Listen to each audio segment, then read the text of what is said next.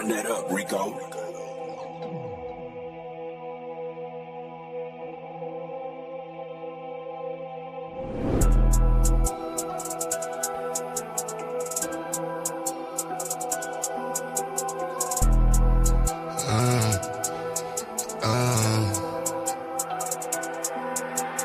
Caution, wait, please do not play with my mind, hey. I do not play with my lines, wait. I keep protection for mine, you will not touch what is mine. I do not play with my shine, caution, wait, please do not play with my mind, hey.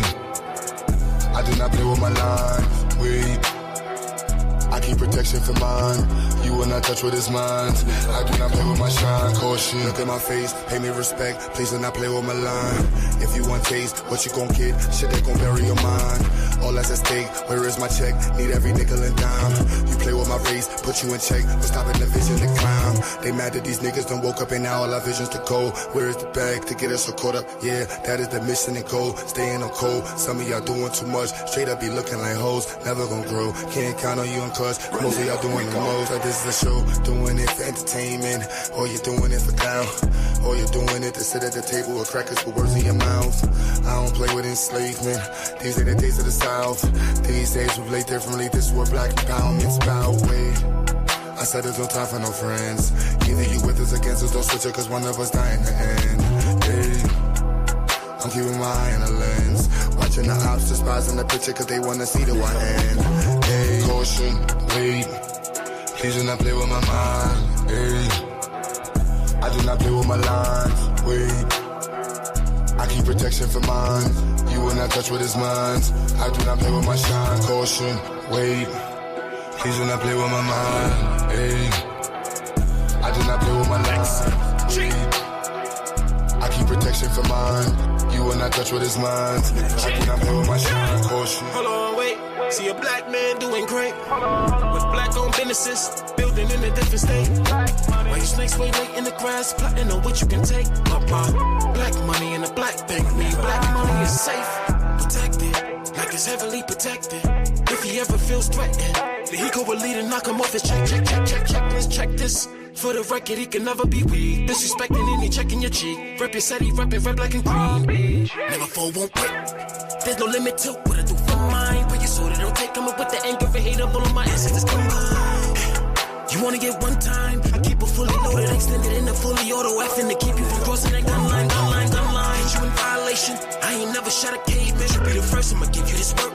You get in the way of my occupation, yeah. Like I'm the boss and I don't like the way that you talking.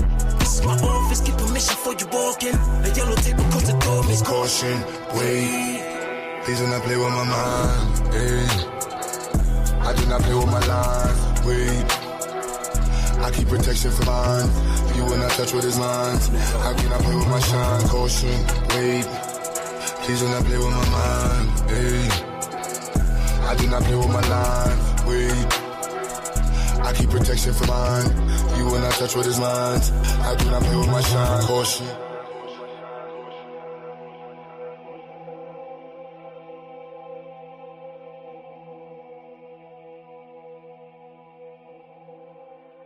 Run that up, Rico.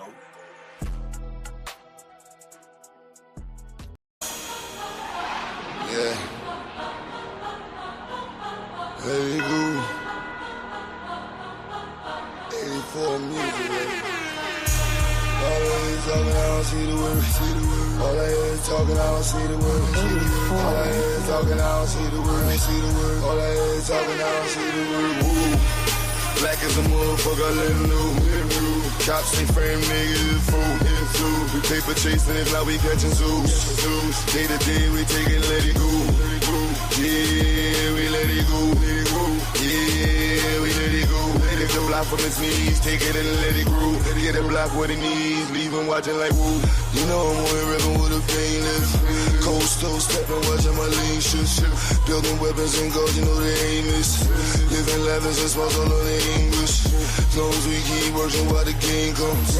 If not, break it open, taste like 1% where the game done. Yeah, we taking over where the lanes run. Watch us break it open, make it free. Watch it take them true, watch it take the streets. Paper pie and all, yeah, we taking this. Fuck the police and law, watch me bring the heat, ooh. Black as a motherfucker, let them know. Cops ain't frame, nigga, it is fool. We paper chasing, if not we catching zoos. Day to day, we take it, let it go. Yeah, we let it go. Yeah, we let it go. Lift the block from his knees, take it and let it grow. Get him block what he needs, leave him watching like woo. No matter where I go, I see the same shit. Cops kill another with the same clip. And all I see is movies, about some slave ships. We wonder why we struggle just to make it. Preachers giving sermons, but we don't see the work. Another body down, they gon' need a hearse. Cops playing games, take his body search. Play after the grizz, everybody hurt. Whoa. Watch us break it open, make it free. Watch it take them true, watch it take the streets. Paper pie and all, yeah, we taking these. Fuck the police and law, watch me bring the heat. Ooh. Black as a motherfucker, let them know. Cops ain't frame, niggas is fool. We paper chasing, if not we catching zoos. Day to day, we take it, let it go. Yeah, we let it go. Yeah, we let it go. Lift the block from his knees, take it and let it grow. Get a block what he needs, leave him watching like woo.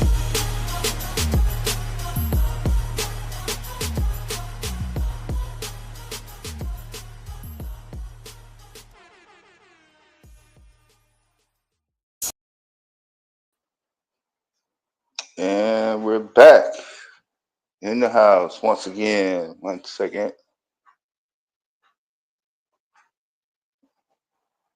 All right, there we go. Get that going. What it do? What it do? I know. What happened to the live stream, right?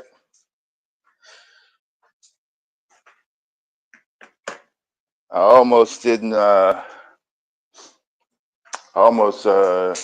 Decided to let it go. You know, we got plenty of festivities coming up later today, this weekend. Very busy week. We had the holiday week, Juneteenth. A lot of people out celebrating. That didn't stop the business and the life side going. Holiday is only one day, right? Still got to make it happen, right? So I figured at least try to give you a little bit versus waiting till tomorrow. Try to get some time in. A lot of stuff happening this weekend. I know everybody's excited for the showdown superstar debate between Taz and Domo coming at you. Got to confirm the time. I think it's going to be prime time on the East Coast this evening. So make sure you check out Psycho in a few hours. He should be on schedule for that and have some post-debate festivities lined up for you as well. What's up with it, Tails? Nah, I'm not really expecting much of a crowd this morning because we're coming in late. A lot of people getting their weekend activities going. Me, myself, I'm personally in the middle of a heat wave. So I'm preparing for that. I was desperately trying to get my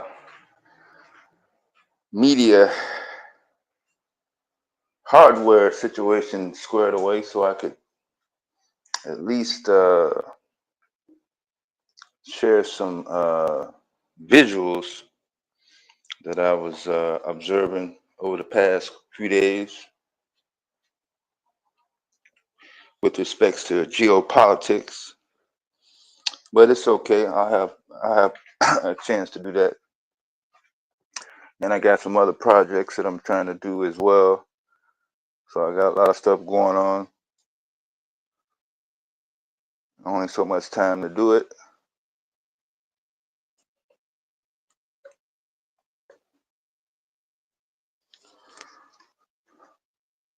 But before we get into the title, and shout out to the Institute. Q is setting up. Was hoping to get an update from some events that were supposed to go down a couple of days ago. So hopefully you'll have some footage of that at the new location in Brooklyn. And it should also be in preparation to revisit the expansions location down there in North Carolina. So shout out to Zyx, all the staff and support, as well as the students making their progress as well. And speaking of students, there have been some students that have been highlighted by a certain department head. Kind of disturbing news for anyone who may have direct or indirect relationships to the school system, education system down there in Mississippi. Now, we all are aware that the standard for education has never been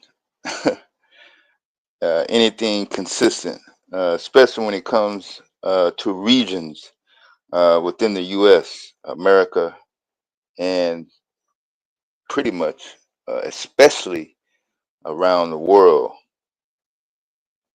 Everybody's putting everybody on different levels. But this particular article, and I'll put the link in the chat in a second, the link to the article, that is. Well, let's just get right to it. No big intro needed.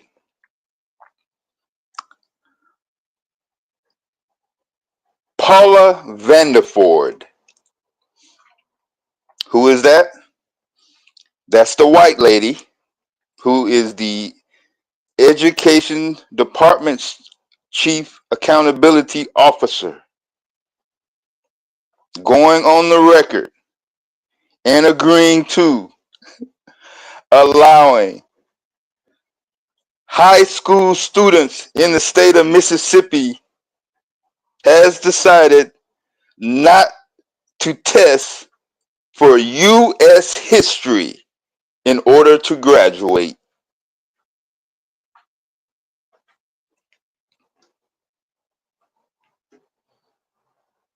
No, I didn't stutter. I didn't misread. I didn't leave out or add in any context.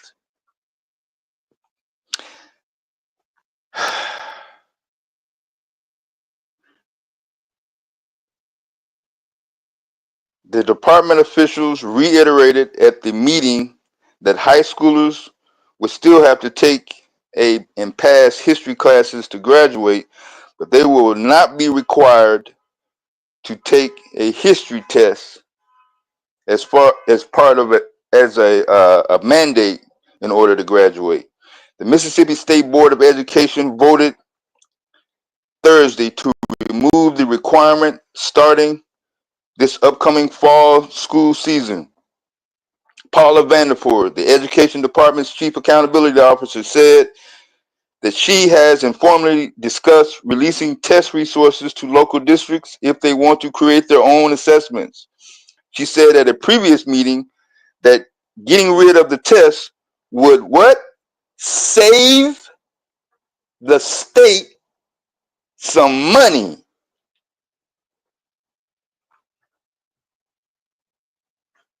So instead of the school children being taught U.S. history in the United States, Shout out to Taz. And it turns out, hey, you're gonna have more names to add to that quote unquote niggas don't know shit list.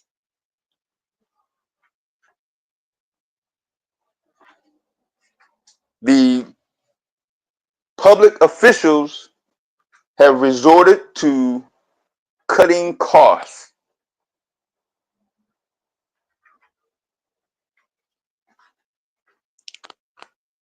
So the education level or the education of the children seems to have a dollar amount on it. And it appears that it's going to cost the state too much money to teach children basic history in the U.S.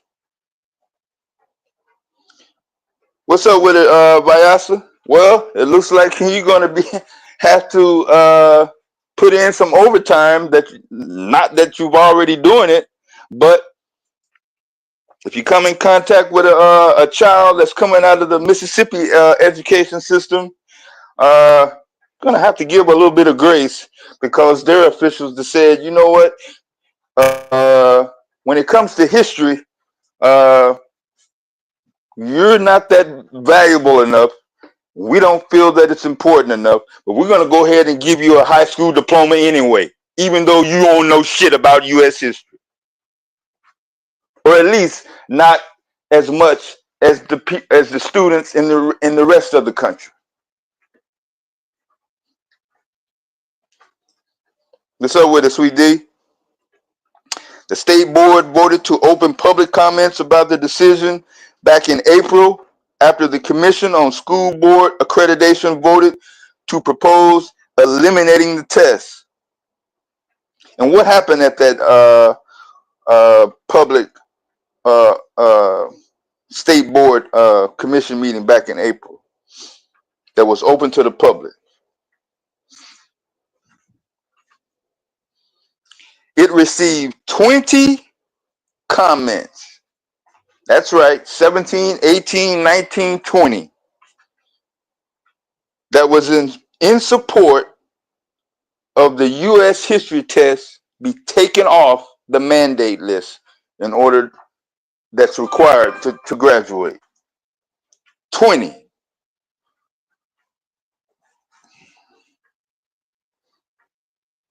A lot of them were from parents who claimed that it was too much anxiety on their children's day-to-day routine. Anxiety? What do you mean anxiety?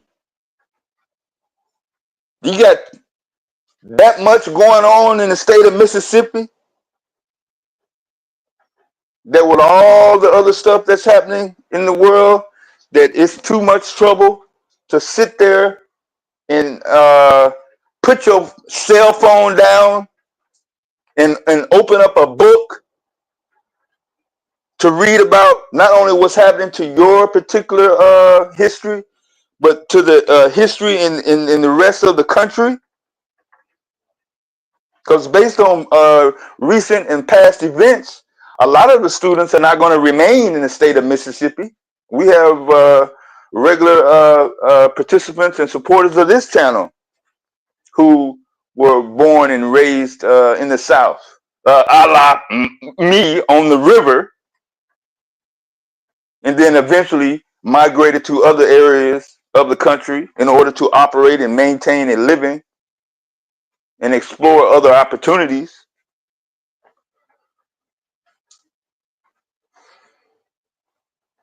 But yes, 20 was in support, 16 was against removing it. 16 of them arguing that it would get rid of the test would diminish the importance of the country's history.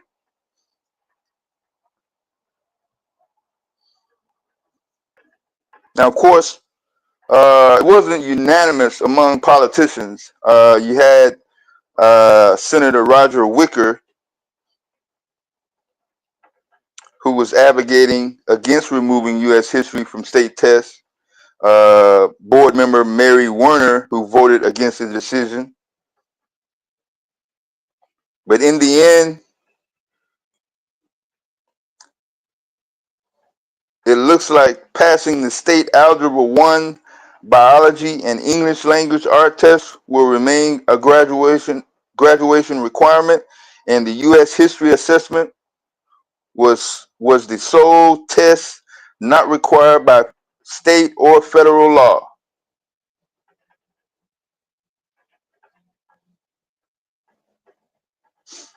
Though the U.S. history statewide assessment will be eliminated starting next school year, it's important to emphasize that students will still learn U.S. history and will be required to complete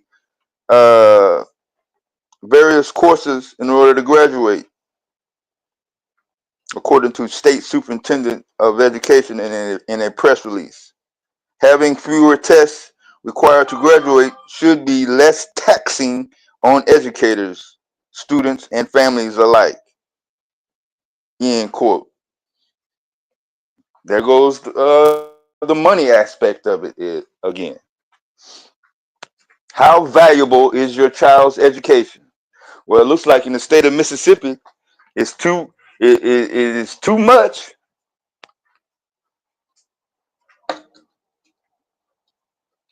So if the students in the state of Mississippi are not required to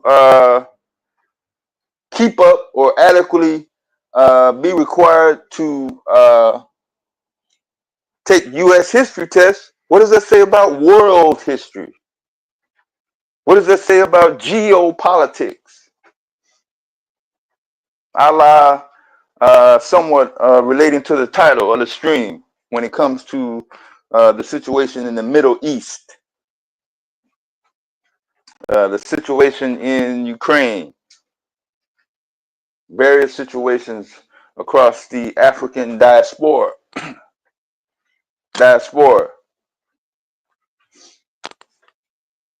China, North Korea, Latin America, Central America, BRICS,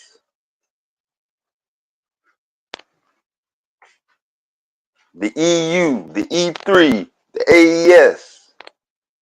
Those students will never be able to adequately have any knowledge and comprehension of these particular terms, especially if they rely on Western media.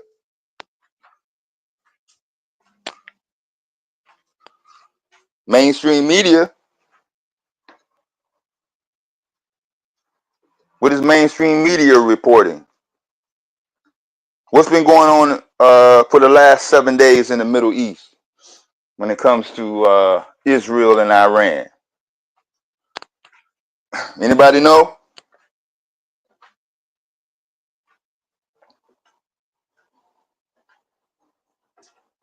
What's up, Lena? Tiffany, what's good?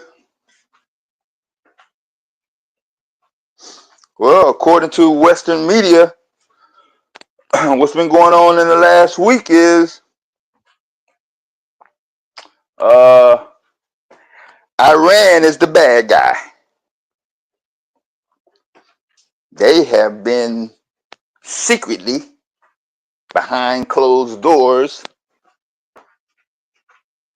formulating and planning to build nuclear weapons. And when they do, they're going to destroy humanity. They just going to go buck wild and just start bombing everybody for no reason at all. Why? Because they the enemy.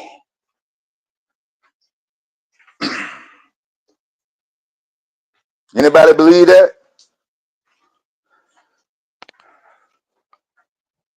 Who believe that?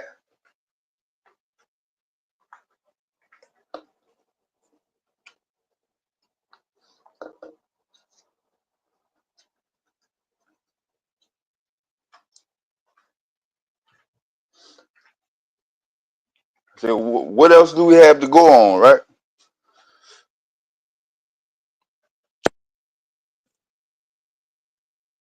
People on the ground, boots on the ground. Let's just take a look to see what's been going on the ground. Hold on before we get into the Iran situation. I'm gonna put the Mississippi education link in the chat. Y'all can take a look at that and review that at your leisure.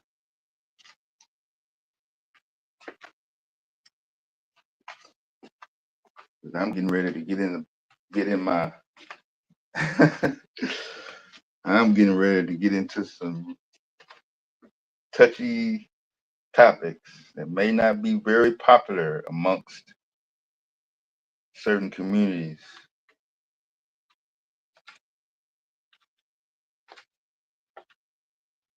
Give me 1 second.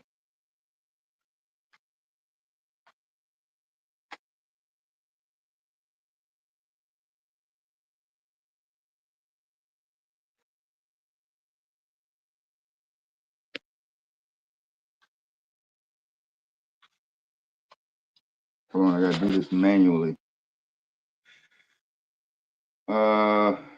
Let's see. When it comes to finding out what happened in history in America, a lot of records were destroyed.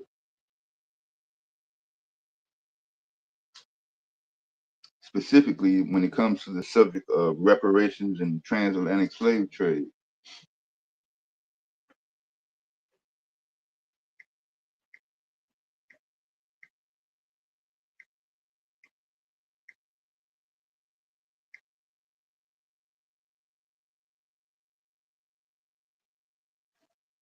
Thus, we rely on secondhand accounts, scattered public records, eyewitness accounts, and so on, right?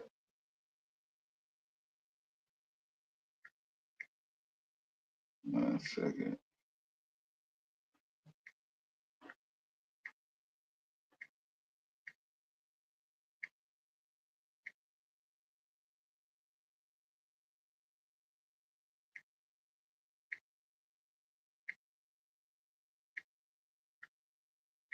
Abbreviate US.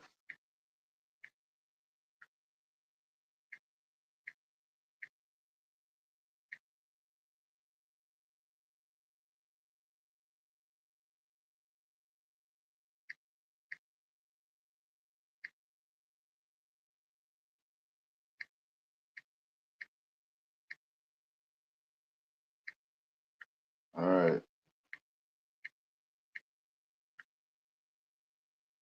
So put that article in from Mississippi Today. You can take a look at that.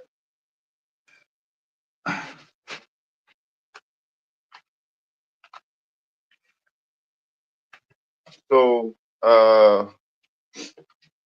based on the course of action that actually took place, a lot of the people that were administering and dictating the order of process pretty much had control of how much and the type and who received certain types of information, right? A la the quote dominant force in the conflict. In English, whoever quote unquote win the war, if that's even a thing, gets to dictate how history is told. So if Hitler would have prevailed and survived all the events leading up to World War II, obviously the information and the perception of what went down prior to that would have been different as well as afterwards, right? Same thing can apply to American Revolution, right? Same thing can happen to all the events in the uh, medieval times, right? All the way back to the Romans, right? Even before the British monarchy set out to dominate various territories that had nothing to do with Europe. Confederate Army, when we're talking about the Civil War, we just got done with Juneteenth. We remember what happened at the Alamo, right? So when we take a look back at what's been going down in the Middle East for the last week or so, I'm not going to say most, because I haven't been really paying attention, but the general perception is that Iran is the bad guy and Israel is, quote unquote, taking initiative to demonstrate I don't know what's the word I'm looking for. Defense, democracy. That's the word I was looking for.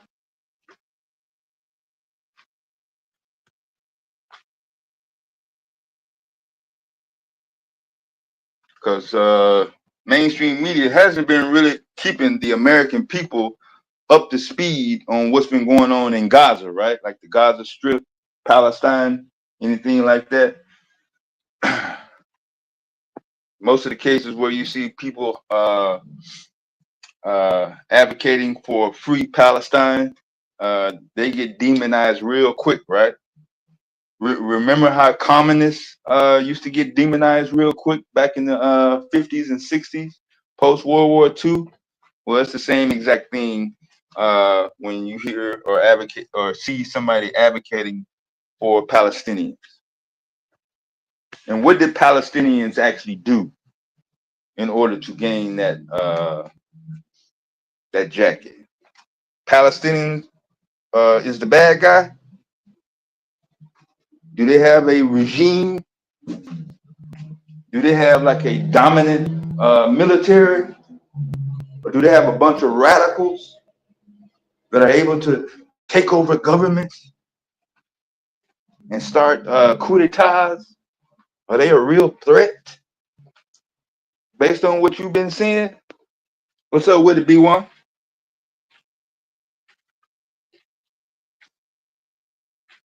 Or is the opposing Netanyahu and the IDF taking advantage of another opportunity to rule territories that don't necessarily belong to them? And where did he get that from? The religious Protestants from Europe? How did America become America?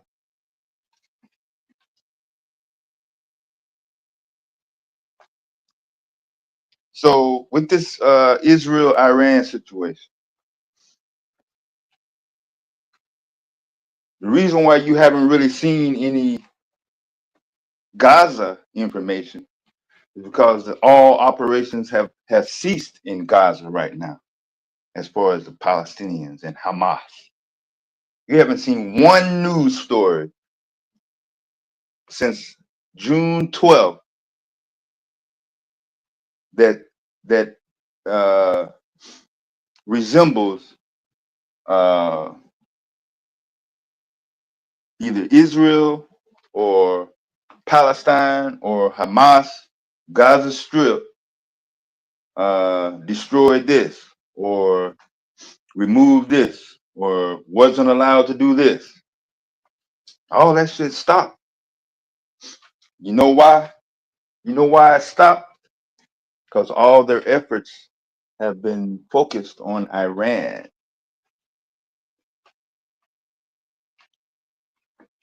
And why have all their efforts been focused on Iran? I got to be real careful walking this damn TOS disclaimer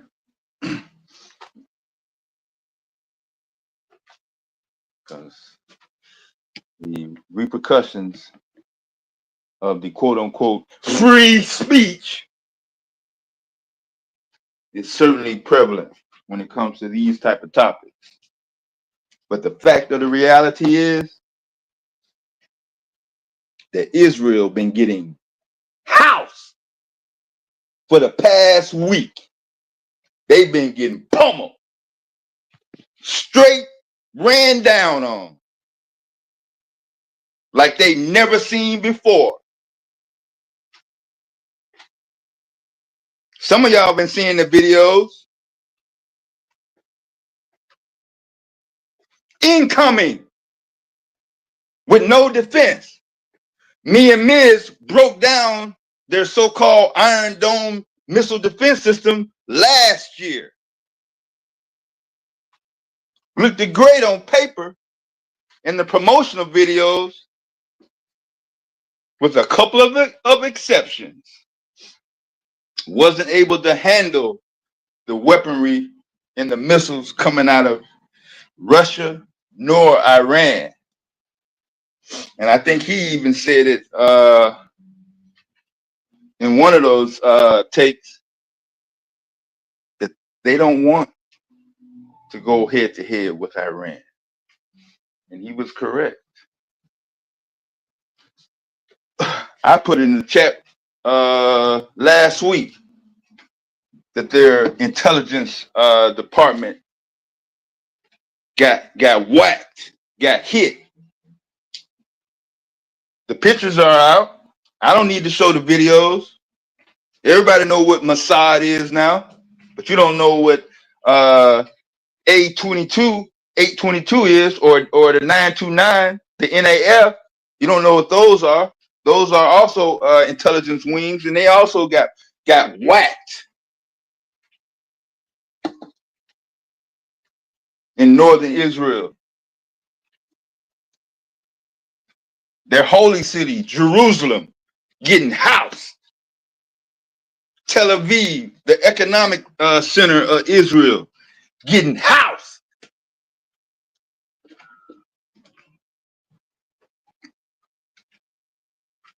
The cleanup crews frantically trying to save grace. Every time somebody turn on a camera that's not from Israel, no, they cannot film.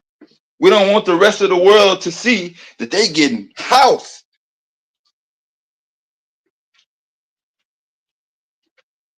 Now, I ain't going to say Tehran and parts of Iran are totally escaping, but they targets is not near as important and strategic as Israel.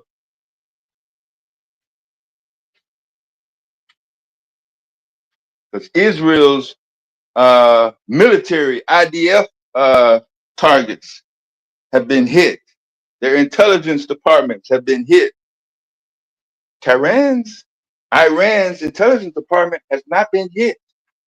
Their military, their main nuclear facilities have not been hit. Oh, you say, they have hit Katan and the other buildings that were previously occupied by the Iranian scientists. But they were empty though. Where does Iran keep most of their stuff that's active? Same place the U.S. does, underground.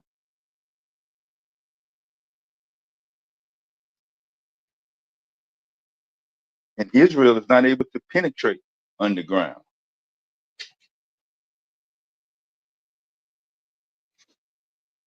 Yeah, some of y'all been seeing the videos of the Fatah missile, the Salvo missile, the Shidel missile.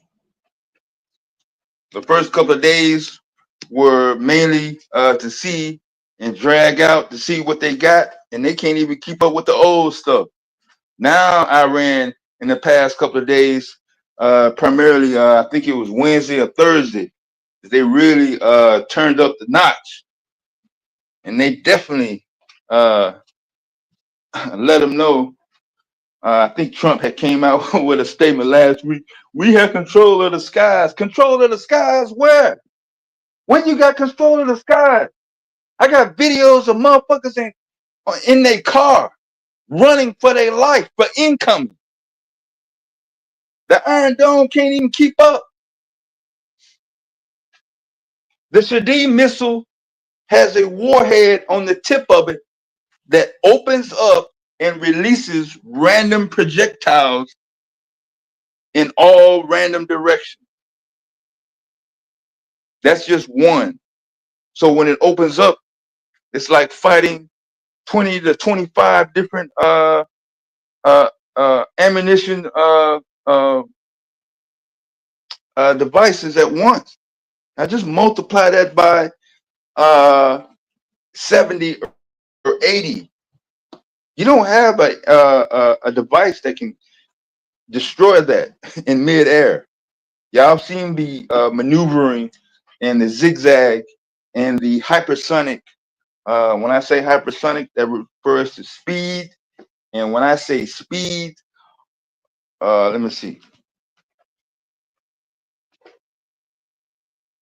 Where are my speed heads at? What is the speed of sound? Mach 1.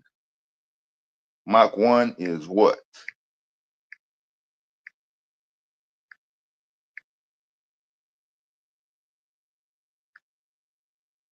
$767 miles an hour. So the Fatah missile has a top speed of Mach 15.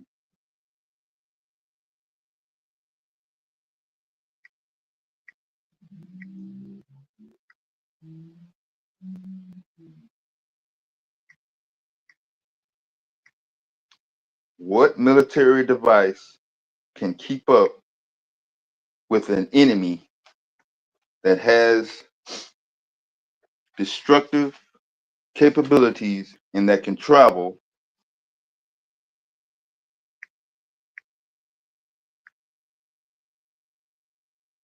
11,000 miles an hour? Do the U.S. got anything that can keep up with that? Because I know Israel don't. Mr. Raytheon representative, who's supplying Israel with weapons? Israel got their own manufacturing plant, or is it U.S. corporations in conjunction with?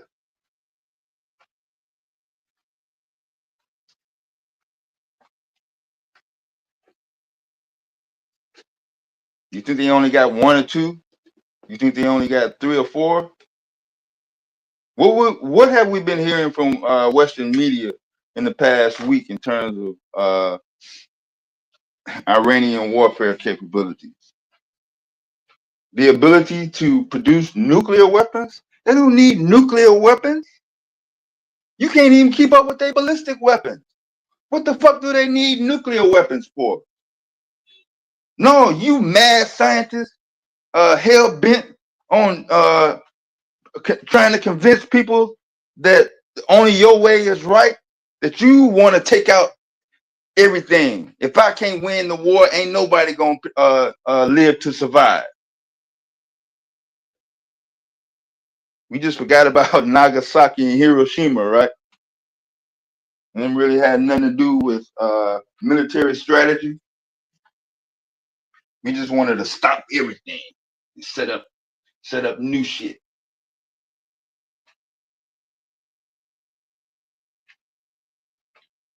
But let's pause this Iran situation and flip back to this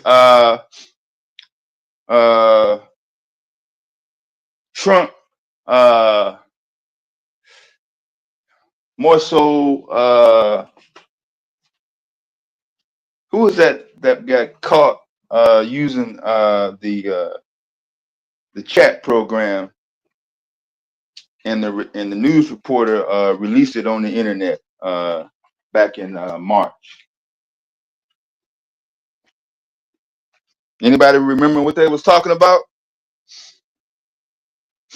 Or did Western media, mainstream media, make sure you didn't even talk about that no more, because all you saw after that was terror?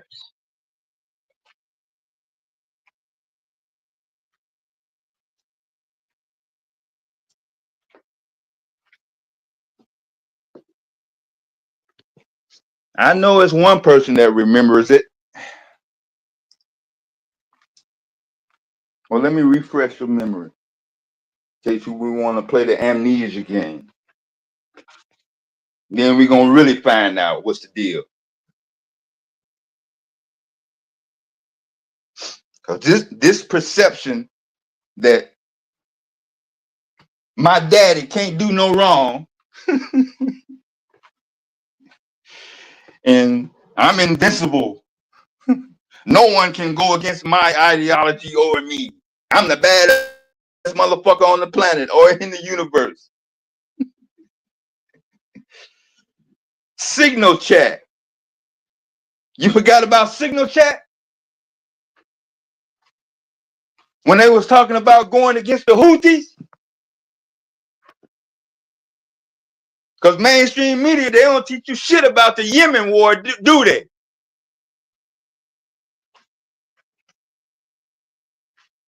Whatever happened with that? Did they go through with it? Oh, we got a reporter into the Signal chat, the group chat, discussing military strategy. What's up with it, Lou? What happened with the military strategies against the Yemen Houthis? What happened with that? It just fell off?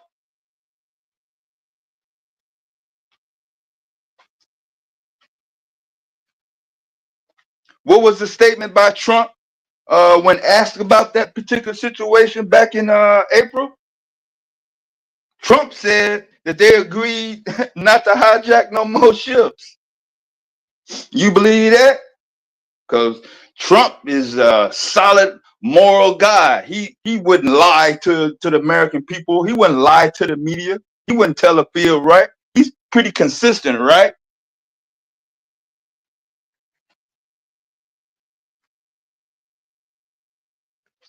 The U.S. military backed down. They lost that one.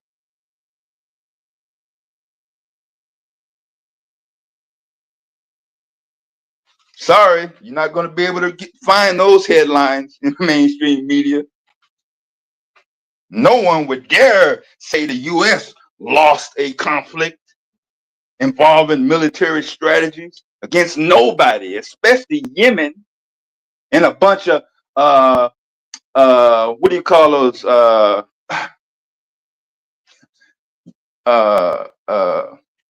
what do they call them? The people that hijack boats out to sea?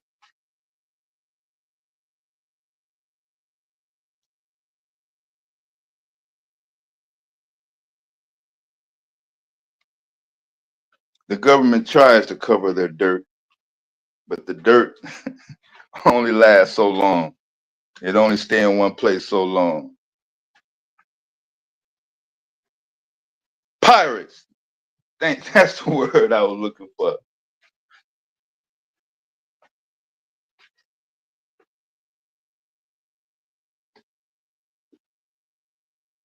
Yes, I know you're going to try to do your Google search and come up and contest what I just said about the Houthi situation and the pirates and the agreement between Trump's administration and their involvement in Yemen. But you can't erase the military records. The families of the people that were over there that had U.S. military troops on the ground over there. You won't be able to erase it from them.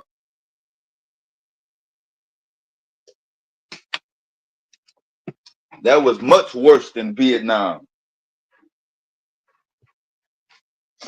Why do you think Vietnam gets so little and such negative admiration when anybody talking about military vets?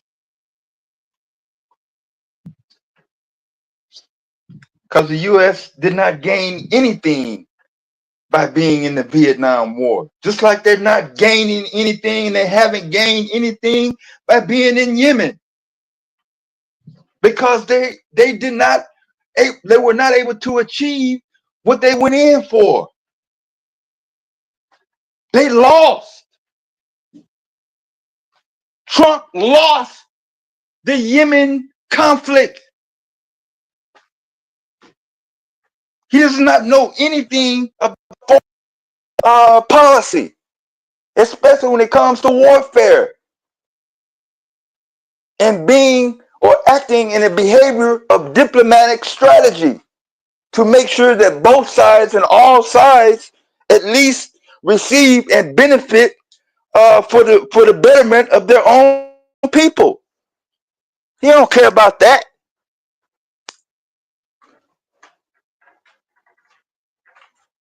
Why do you think he came out with this 2-week shit about Iran?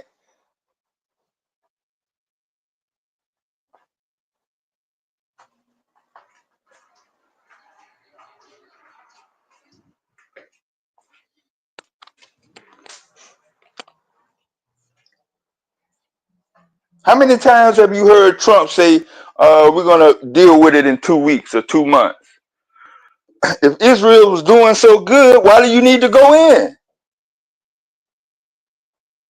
If you supplying Israel, we all complain about how much taxpayers are spending on foreign aid to AIPAC and other groups that help fund Jewish and Israeli diplomacy, right? It ain't a couple dollars, is it? What do we send hundreds of dollars, $1,000 to Israel for their military capabilities? What's the number? You got Chat GPT.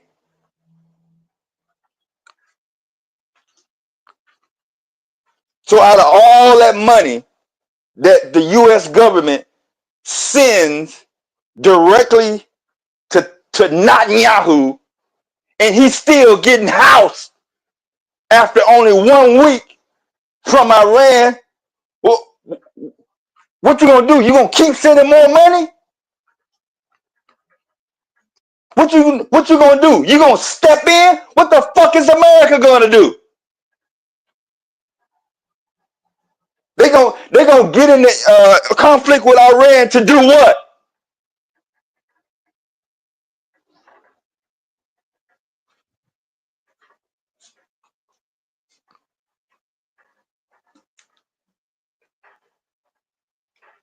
Based on recent polls, most of the citizens and viewers and people that actually keep up with it, they don't want America to go to war.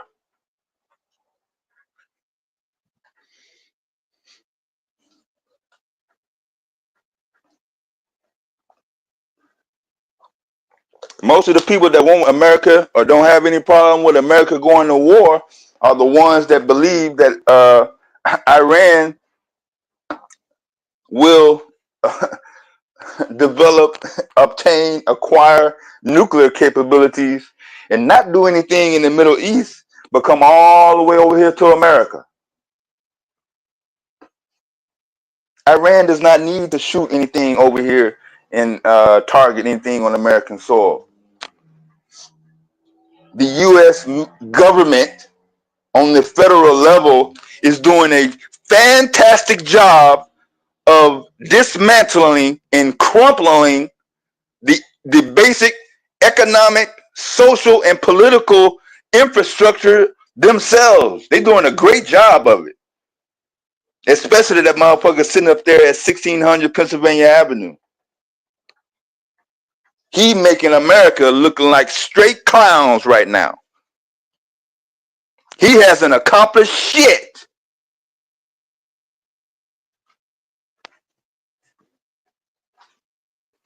Look at this ICE situation.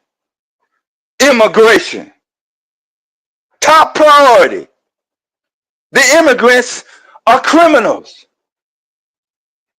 They just running, they coming across the border and just fucking going wild. Where the criminals at? Where the charges at? Who is they killing? What is they doing? You got a court system, don't you? That's against that's against the Constitution, but it don't matter now.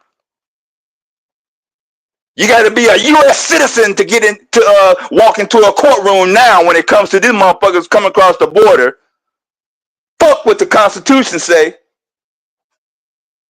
You don't have to follow the law then, but you want everybody else to follow your law. But that's top priority now. You want to go back over the list of federal programs that have been cut? No. So why even talk about foreign policy? You can't even hold up domestic policy. What you gonna do in Iran? What is American military gonna do in Iran? What they gonna do? Do what?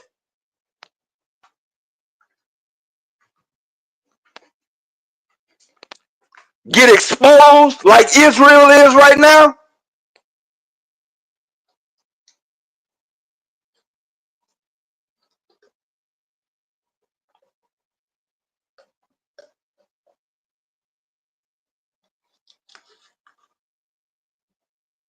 They're not having to spend billions and trillions of dollars for their weapons.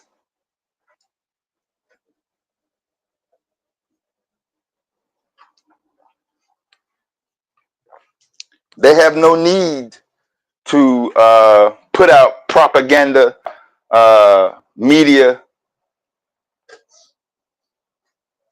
when it comes to international diplomacy. The main thing that Iran has been asking for, not in the past week, don't sit up here and make it seem like Trump didn't have anything to do with Iran responding the way they are responding right now. Because we can go back to 2018 or let's say 2015 when the initial agreement was made when it came to the nuclear proliferation agreement, which they held up their end of the bargain until what? Did Iran just wake up one morning and say, "Oh, we don't want this agreement"? What did Iran? What happened in 2018 with that nuclear agreement that was put in place by Obama under the Obama administration?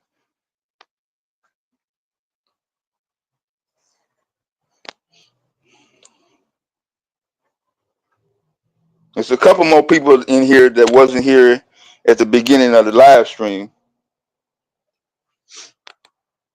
They may have a little bit more insight on it, so I'll give grace.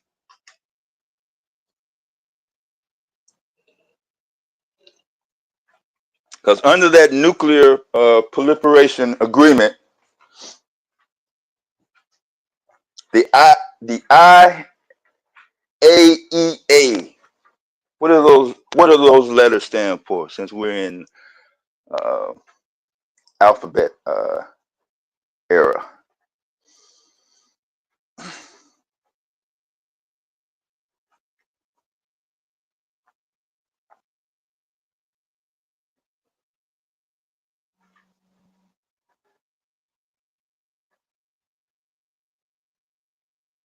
Undocumented immigrants cost trillions of dollars. Oh, okay. I'd like to see that paperwork. What money do we spend on undocumented immigrants compared to money that's spent on Israel, Ukraine? Do we need to go down the list on how much the U.S. government sends out of the country that U.S. taxpayers spending their money on, do it add up to anywhere close to the legal immigrant dollar amount? But let's keep it back. Let's get it back on Iran.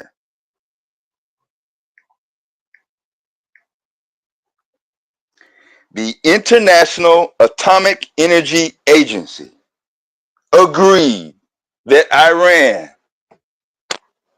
will maintain a uranium enrichment amount of 3.67% in 2015.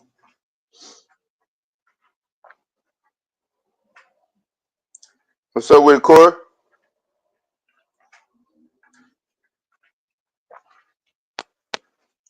They maintained that amount. They went even over and beyond and allowed unannounced visitation. I think they call it SNAP inspection, where they can just get on a plane and go to the various nuclear sites and make sure that everything is in order, which was cool. They even put up cameras.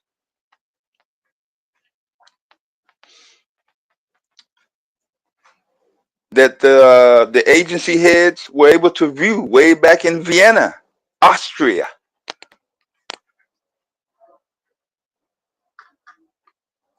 The Iranians put those cameras up on their own. That wasn't nothing that was done by the agency or nothing in the agreements. But what happened in 2018 under the new U.S. presidential administration? What happened? Did Iran go buck wild and just say, fuck the agreement?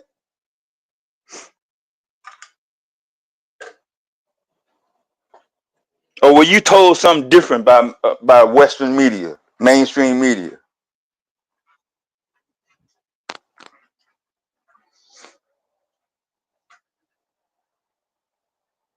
I know. What was the black people in America doing in 2018? We were watching law enforcement go buck wild, right? Kind of slipped under the radar. We wasn't really paying attention to what was going on in the Middle East or any other parts of the planet, because black people were getting fed that their law enforcement had open season on black men, and specifically. So I'm not expecting you to remember that Trump backed out. He breached his end of the nuclear agreement in 2018.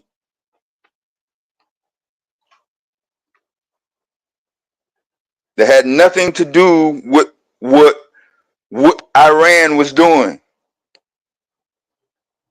None of the U.S. allies agreed with it initially. They didn't really say, hey, yes, we support you in backing out of this deal.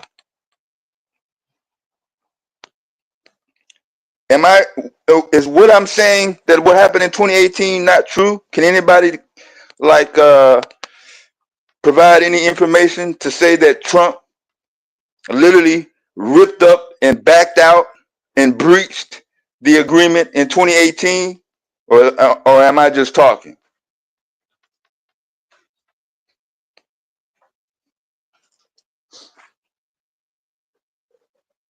So until that time, let me try to establish some sort of timeline.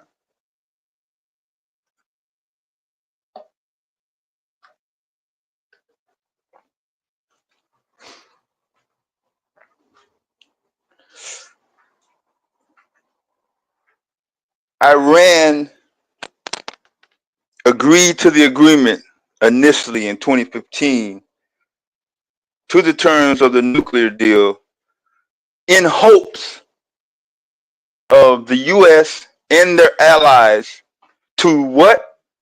Lift the trade sanctions. That's the whole reason why we are in this. They are in the predicament that they are in now. Is because the U.S., the UN, the IMF, the EU, France, Germany, Belgium,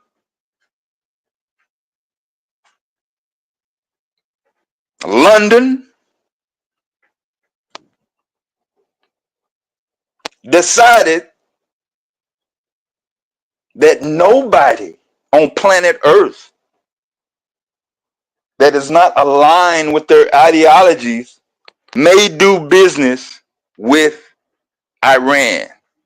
Now, that definitely was not the case before 1979.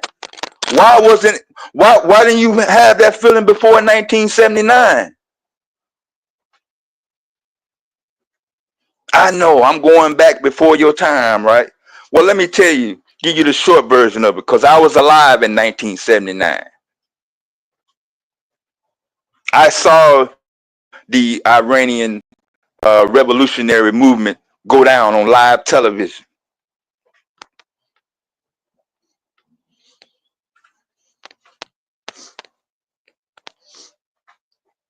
Because before 1979, the U.S. and said allies had considerable control and influence within Iran.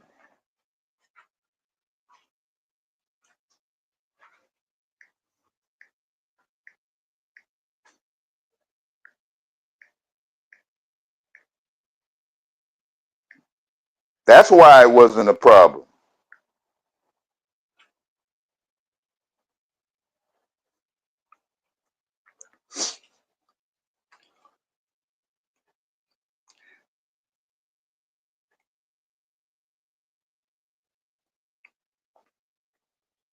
Reza Shah Pahlavi,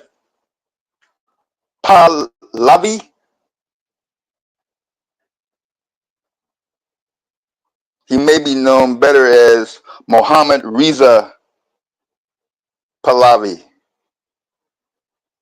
aka the Shah, Shah.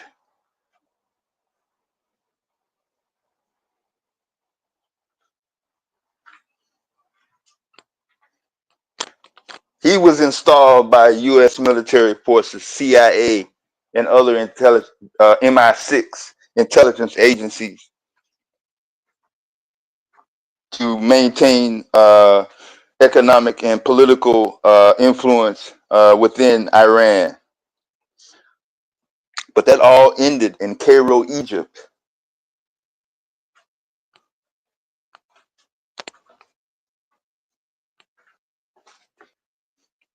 Because he was doing more harm to the people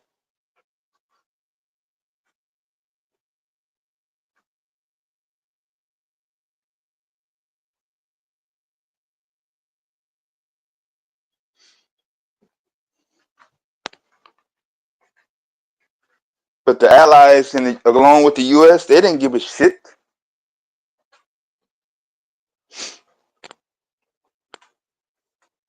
Now, Iran is no longer under control by U.S. and allied forces. So what do that mean? They the enemy now.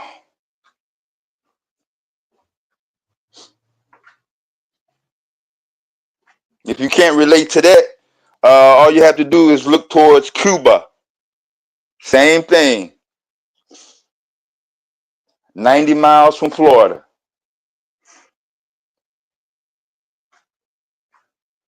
Their economic state is far worse than a third world country. They barely can keep electricity. Why? Sanctions. Trade sanctions. SANCTIONS.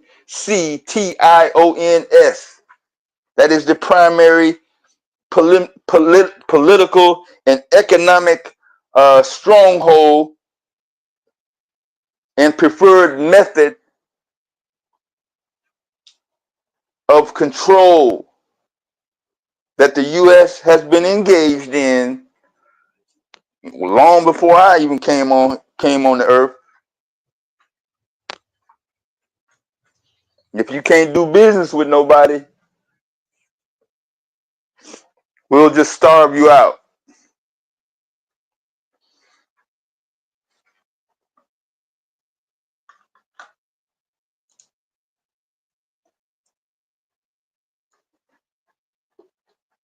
So now, since the U.S. doesn't really have any control over Iran, what they have been doing since they got ran out of Vietnam, they have only been picking on small, dwindled economies strictly for bullying purposes.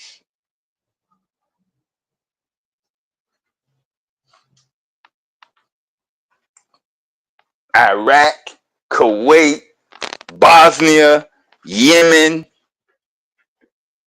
Afghanistan, Pakistan, all these small countries. Why is the U.S. involved in any type of conflict where their population is about the same size as a U.S. city?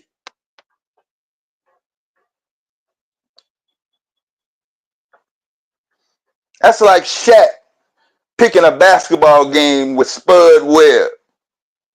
What is the purpose?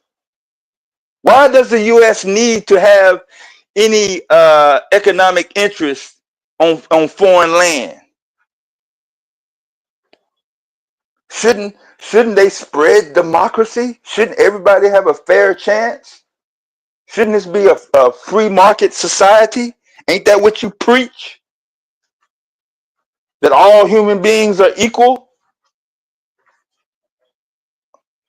under the law?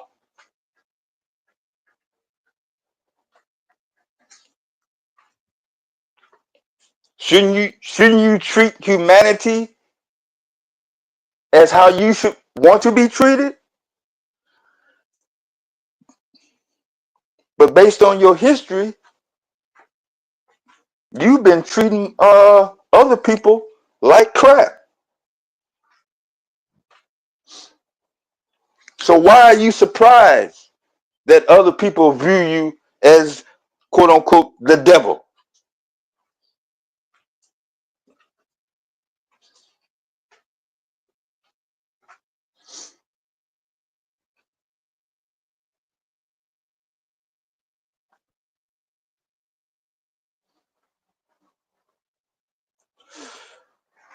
What is the score of the Israel-Iran war in the past 7 days? Who got the up on who?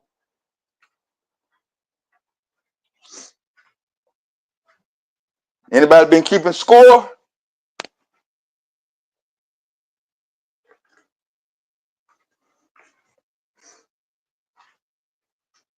Or have we been relying on Western media? People that are paid, controlled, administered, and filtered by the same forces that deem Iran, quote unquote, as the enemy. If you're looking at it from that perception, it's kind of pretty even, huh? But what do the results tell you?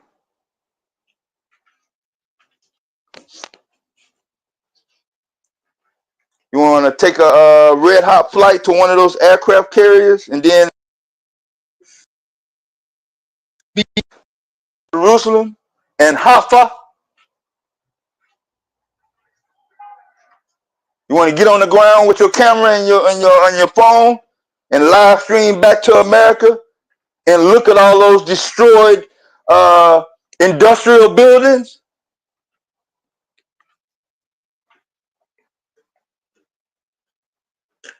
You're going to see some destroyed buildings over in Tehran and Iran also.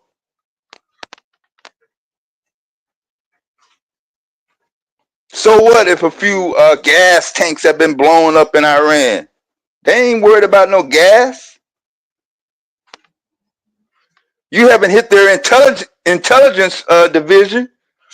You haven't touched one nuclear site. You haven't touched one strategic military development site.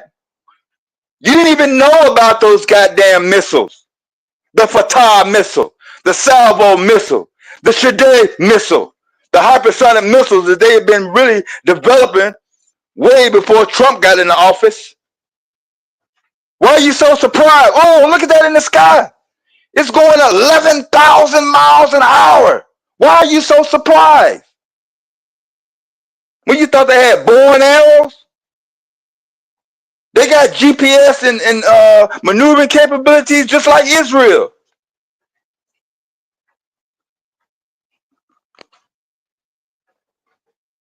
Israel getting tore the fuck up.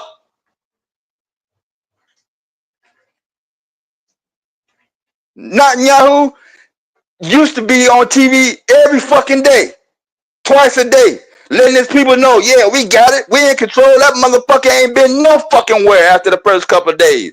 Why? Because he been getting his ass broke the fuck off.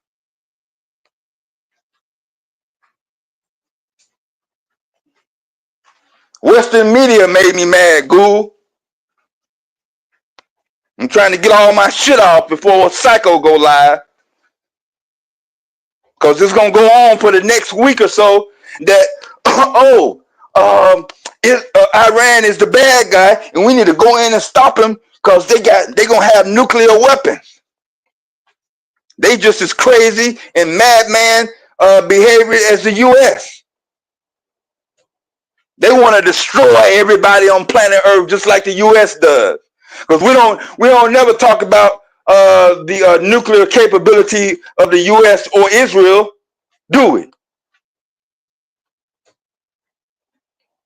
Russia got nukes. China got nukes. Why they ain't did nothing?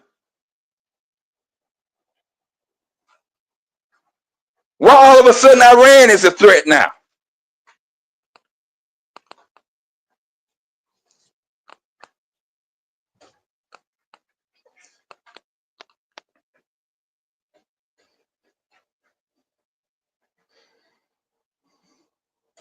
Tel Aviv look like Lebanon now. Jerusalem, the holy city, getting broke the fuck off every fucking night. Haifa, incoming. Iron Dome missing everything. All them goddamn millions of dollars that Raytheon Corporation, Lockheed Martin helped them out with. All the taxpayer money that we done sent over to Israel ain't doing shit.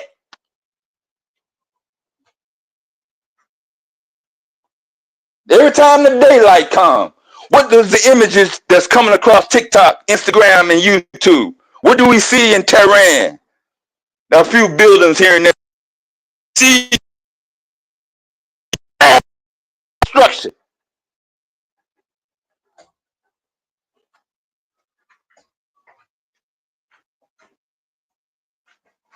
And what do U.S. president tell you? Oh, we don't want to get in. We really want to talk. Bitch, your motherfucking ally getting broke the fuck off. What the fuck you want to talk about? You looking straight pussy right now.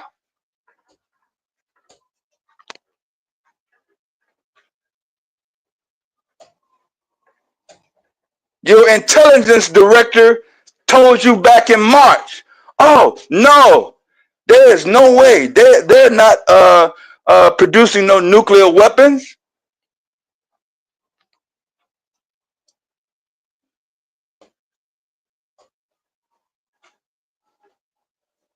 And then what did he do at the press conference Thursday? Well, she's wrong. And then what she do? She come out with a tweet. Yeah, the media took my comments out of context. Yeah, he right. They do got nuclear weapons. They can't come up with nuclear weapons in a couple of weeks. Bitch! If they had nuclear weapons, they would have fucking lost them already. They sitting back laughing at your motherfucking ass now because you can't even keep up with their regular shit. They don't need nuclear weapons. Oh, flip-flopping ass. You can't even cover your goddamn clown ass boss's lot. Everybody know he a fucking clown. But you don't want to tell the American people that, do you? You want to make it seem like ICE and the goddamn immigrants is top fucking priority. Meanwhile, your friend, your Netanyahu buddy, Mr. Taco, getting his ass broke the fuck off every fucking night. And you can't stand it. And he's looking at you like, bitch, why are you talking about a couple of weeks? I'm over here fucking dying. He gonna cut your ass off in a minute.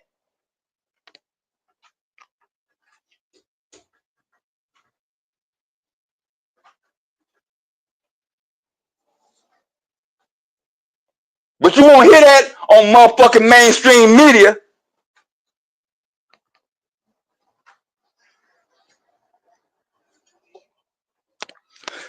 Iran does not give two fucks about your fucking threats, what you claim about to do. Iran is like, bitch, bring it. But you can't bring it, what? Because you can't back up your shit.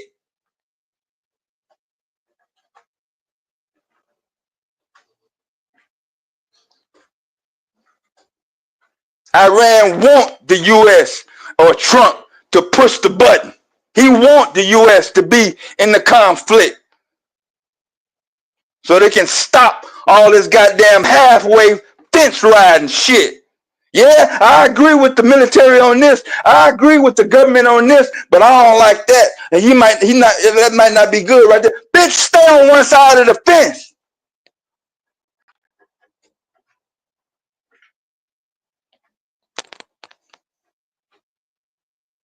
Can't name one goddamn accomplishment this motherfucker has done since he took the goddamn oath. Not one thing. Benefited from what?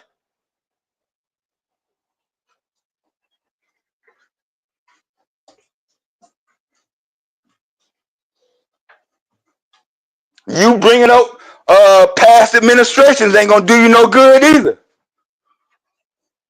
Nobody gives a fuck about Kamala, Biden, or Obama, or the Democrats.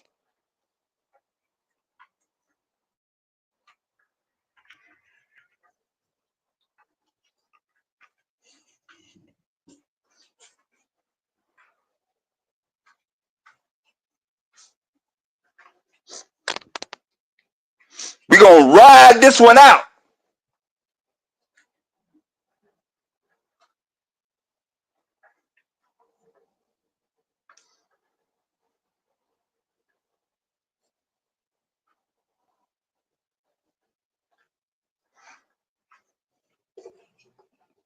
Now either you put up,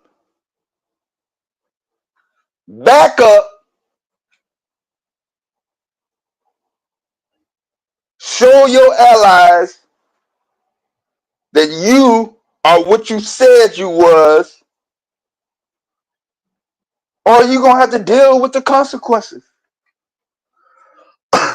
There's only two options. What's the options? From Iran, from the Iranian perspective. From the Iranian perspective, either we're going to be perceived as and treated as most nations, allied nations, to be able to participate and operate in international commerce and trade.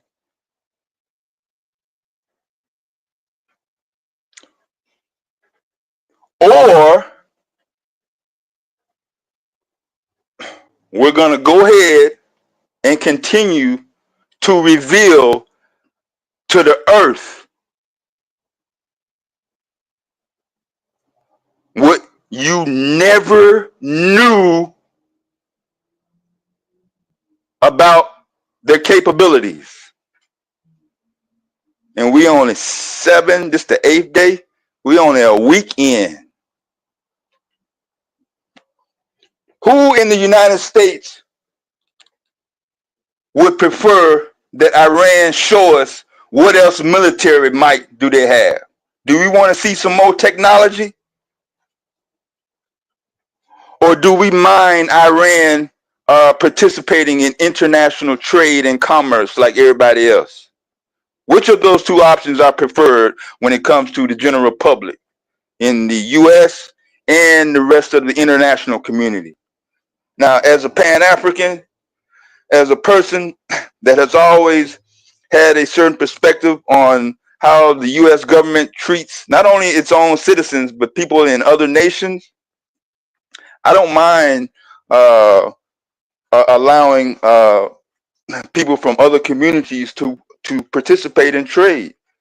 That certainly seems like a better option versus let me see who got the biggest motherfucking gun. Let me see who can destroy the environment the fastest. Because right now, who is number one in leading in terms of destroying the environment with their guns? Who at the top of that list? Anybody want to take a guess? Or do you have to use Chat GP fucking T?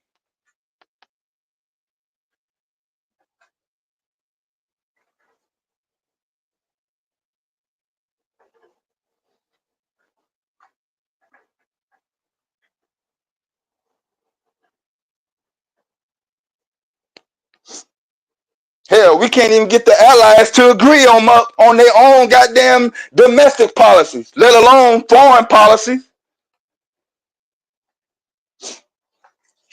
But unfortunately, Taz, black people live in the United States. That's all I'm saying, bro.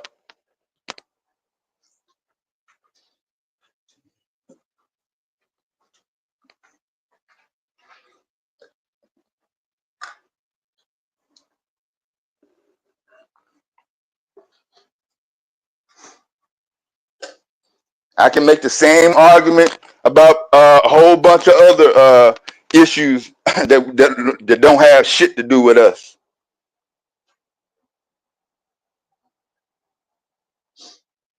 I can start off on entertainment topics. You want me to go down that list?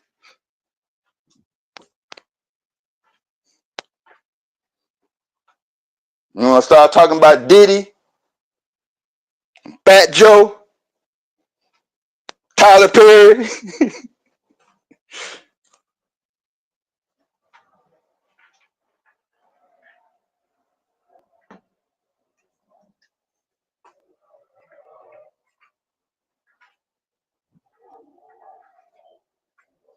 The Israeli-Iran conflict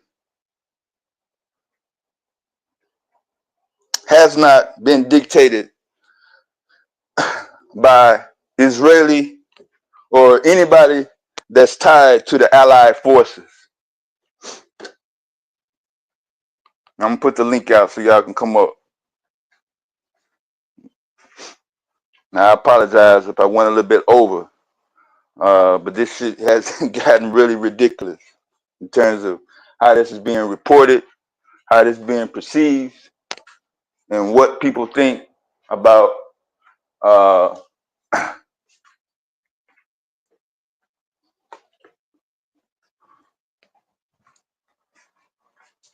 what people think about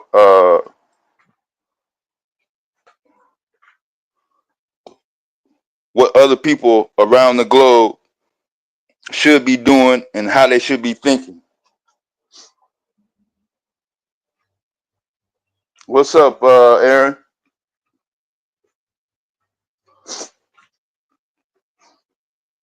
But I didn't want to let it just be gone and not be on the record, for at least giving y'all some heads up, and really, you know what I'm saying? Not really sugarcoating the shit. Now I started the stream off with the article regarding the high school students in Mississippi.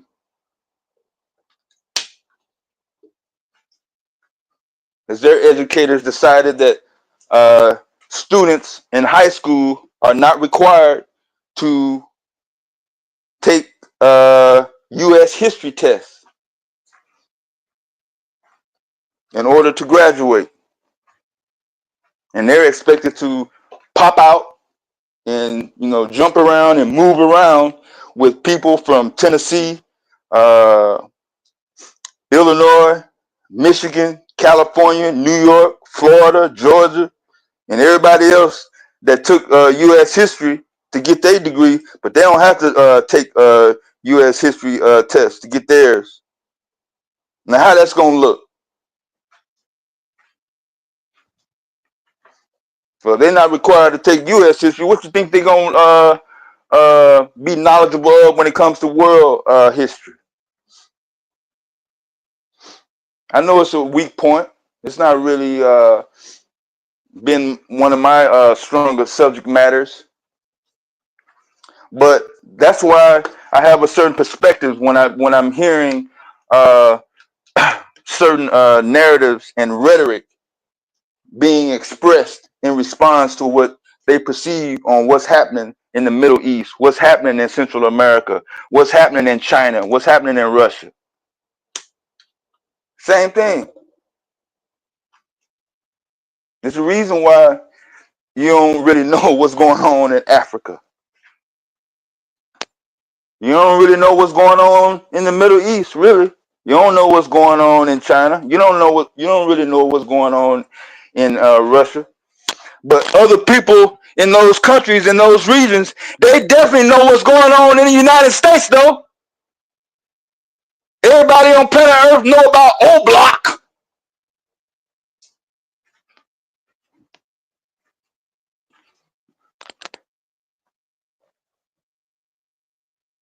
They can run up and down all the goddamn incidences that go on in this country. They know the unemployment rate. They know what we're teaching in schools. They know all the goddamn law enforcement shit.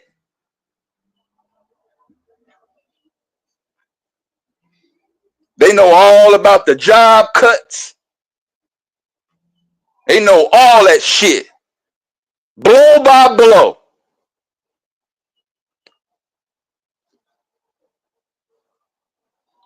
But we can't point to their goddamn fucking country on a map if it was laid out.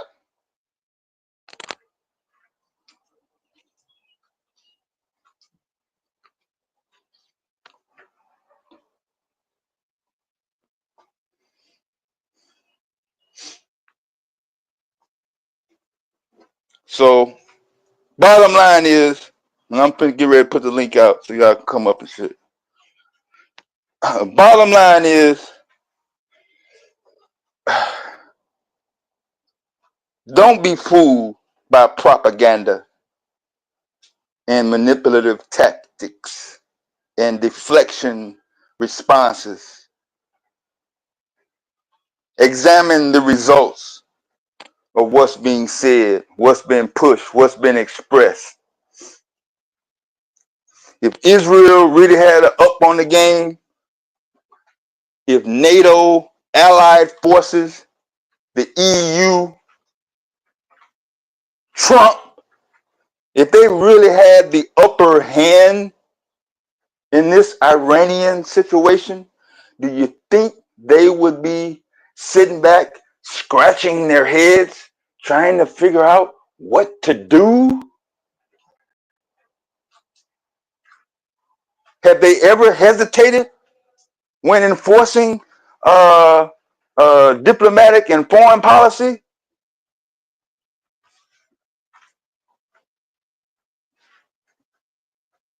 But we was cool back in 2002, right?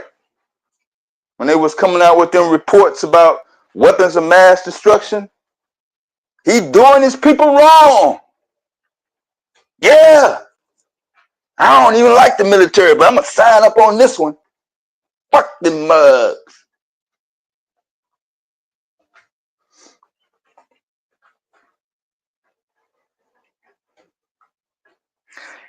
Yes, wet links. Iran has always had the upper hand, at least in the past. I would say 5 to 6 to 7 years.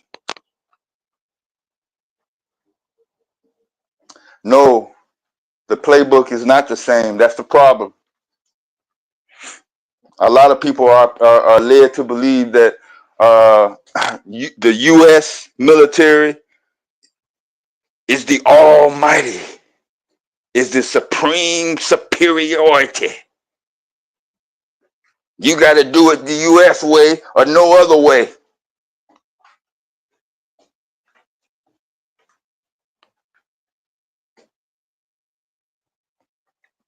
That's right. Israel does have a nuclear weapon, and what can they do with that? What are they going to do if they even strike some of the nuclear facilities in Iran? You think they're just going to blow off and then everybody go back to work? This is the ideology that we have, that we think that we can develop technology that not only destroys the environment and everything around it, including the person that actually sends it, that is success. That's called mental illness.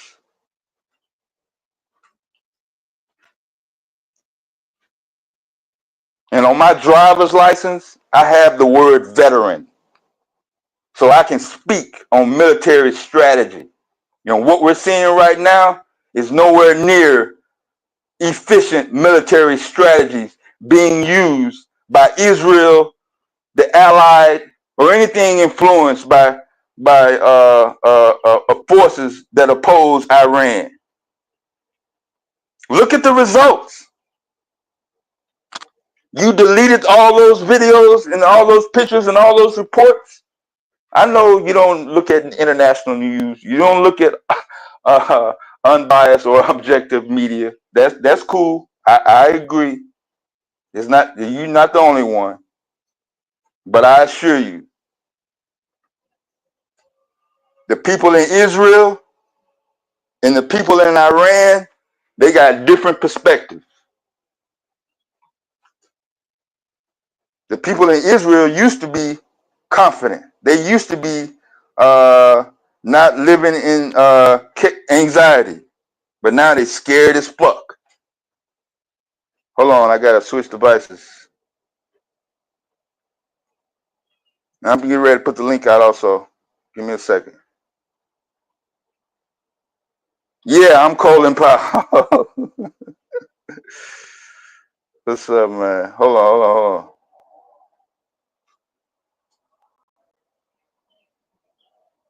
Man, it's getting hot as hell. It's already hot as hell.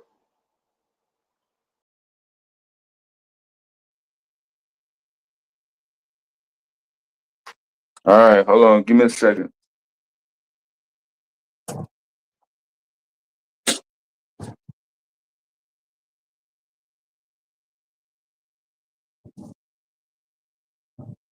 But the U.S. and Israel always had weapons of mass destruction in their playbook since 1948. Why would somebody else have the same weapons that the U.S. and the Allies do? It's not good. Nah, the heat wave moving our way, Taz. Shit, we getting all this shit. 9, 10 o'clock in the morning. We already at motherfucking 85, yo. Up north. Hold on.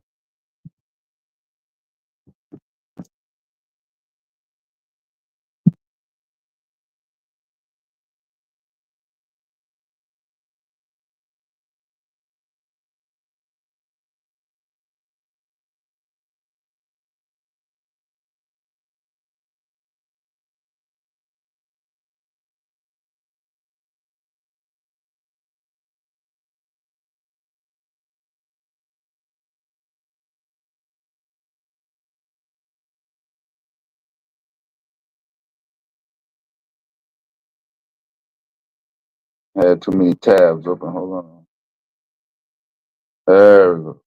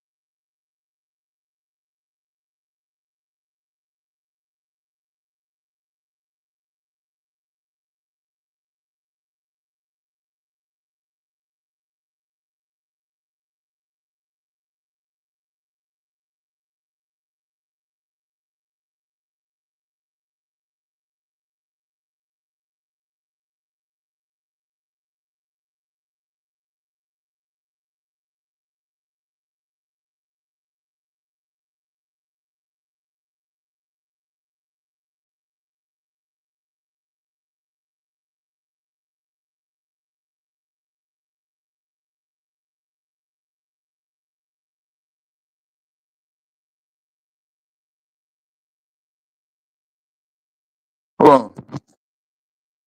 What did the military gain from all the wars from Iraq, Kuwait, Vietnam, all that going back? What was the benefit of that? When was the last time? I don't want to ask that question. Let me just keep quiet.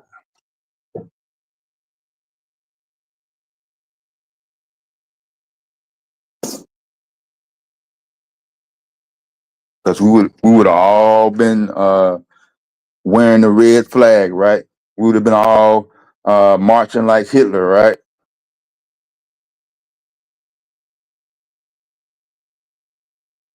Hey, good morning. What's up, Wale? Anybody Hey, man. anybody ever wonder why you don't see or hear about homeless people in Beijing, Shanghai, or any of those other Chinese communities? Hello, you, Mr. Asia. Can you tell the people why that we don't hear about poverty and homelessness and high unemployment rate in China, a communist country?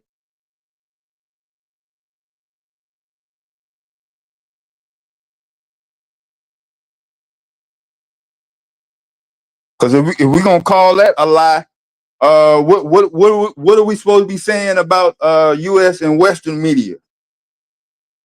Western media always tells the truth. They're factual. They're solid. They honest and moral to their people.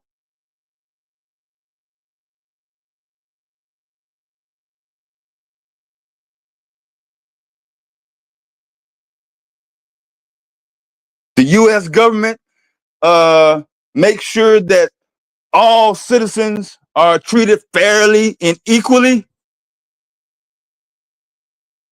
It's merit based. You don't have to be in a special club or pay high amounts of money to be awarded certain access to resources or benefits.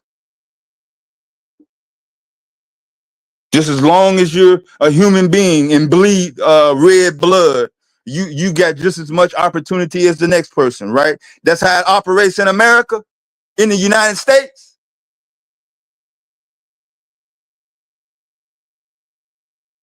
In this democracy.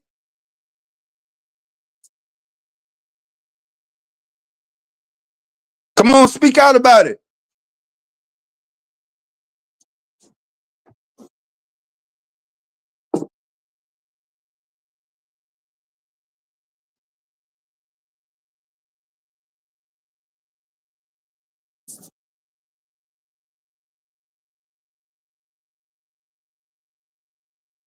What's up, Brazilian Monk?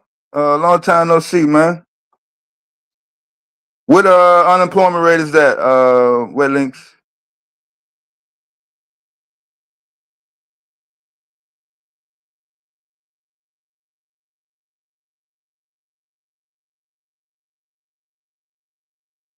Come on, tell me why being a communist is automatically bad. You got somewhat free speech, I think. Believe me, all the shit that I said in the past hour or so is only restricted very heavily. This not my channel. This not my website. I was holding back. It may not sound like it, believe me, but I was holding back. But what I really wanted to say, I know, J. Kell.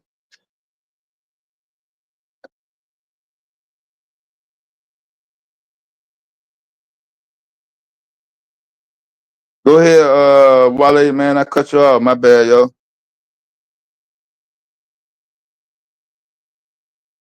I was just saying I'm enjoying your soliloquy, and I'm gonna go back to mute and finish my breakfast. Please continue. Oh, okay. I might want to take advantage of it as much as I can. Very rarely do we see Mr. Wale volunteering to mute up unless he's engaged in some sort of quote unquote personal activity. So y'all heard it from him. Put the link out. Make sure y'all spread it around. Y'all can either respond, come up, give us your sites on either what I was speaking about, or you can talk about entertainment. You can give your emotional feelings about whatever.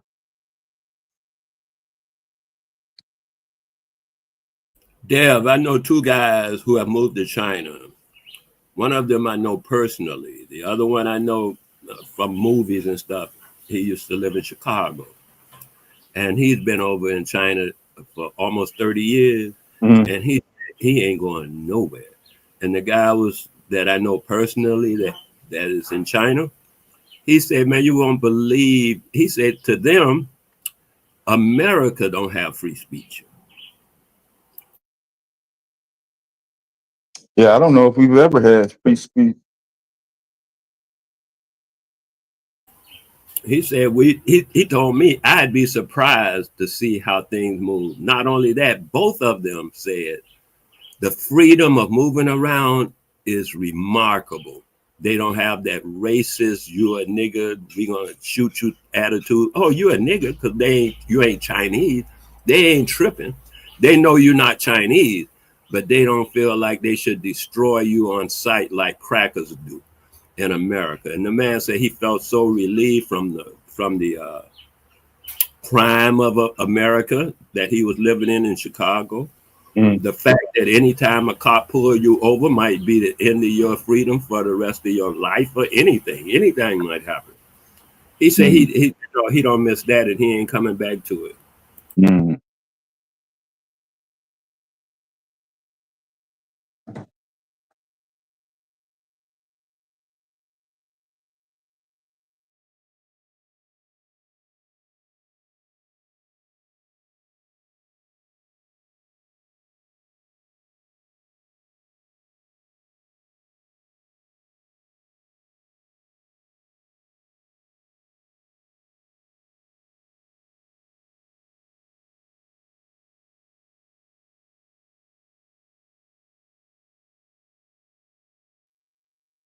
Yeah, I don't know about that.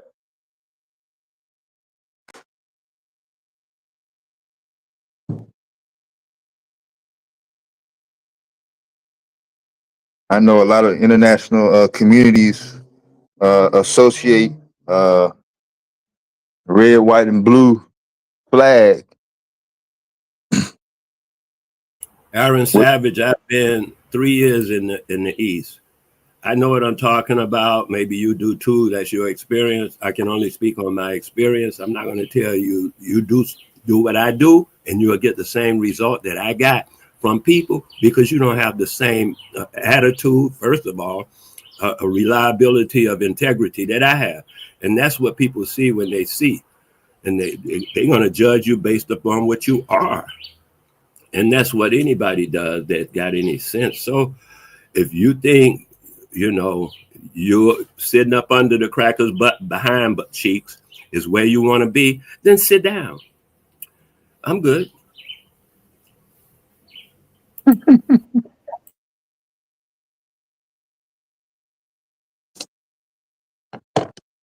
What's the matter? What's the matter, Marley? I hurt your American feeling.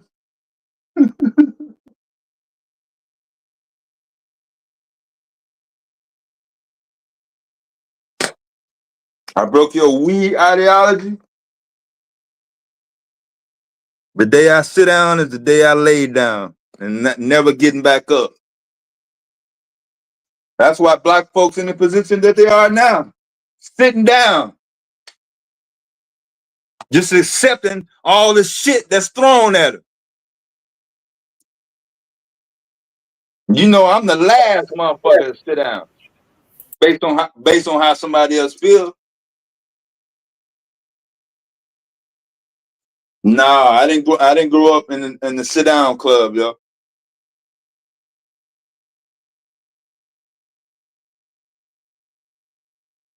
Even if I am sitting down, I better not make it appear that I'm sitting down.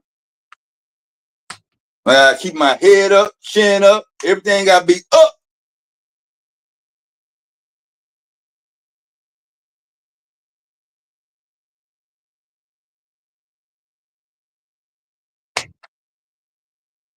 Once I follow behind,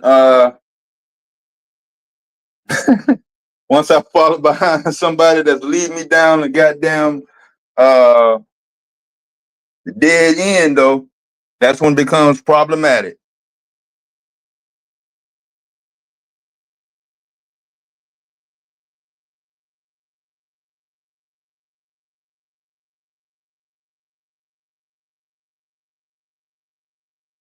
Yeah, I was hoping to get a pause exemption on that, but shit, I don't get no fucks.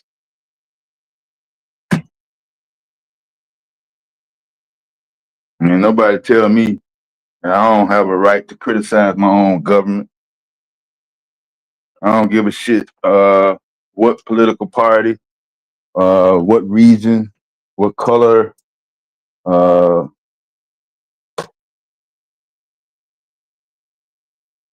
If the shit don't make no sense, the shit don't make no motherfucking sense. That's just the bottom line.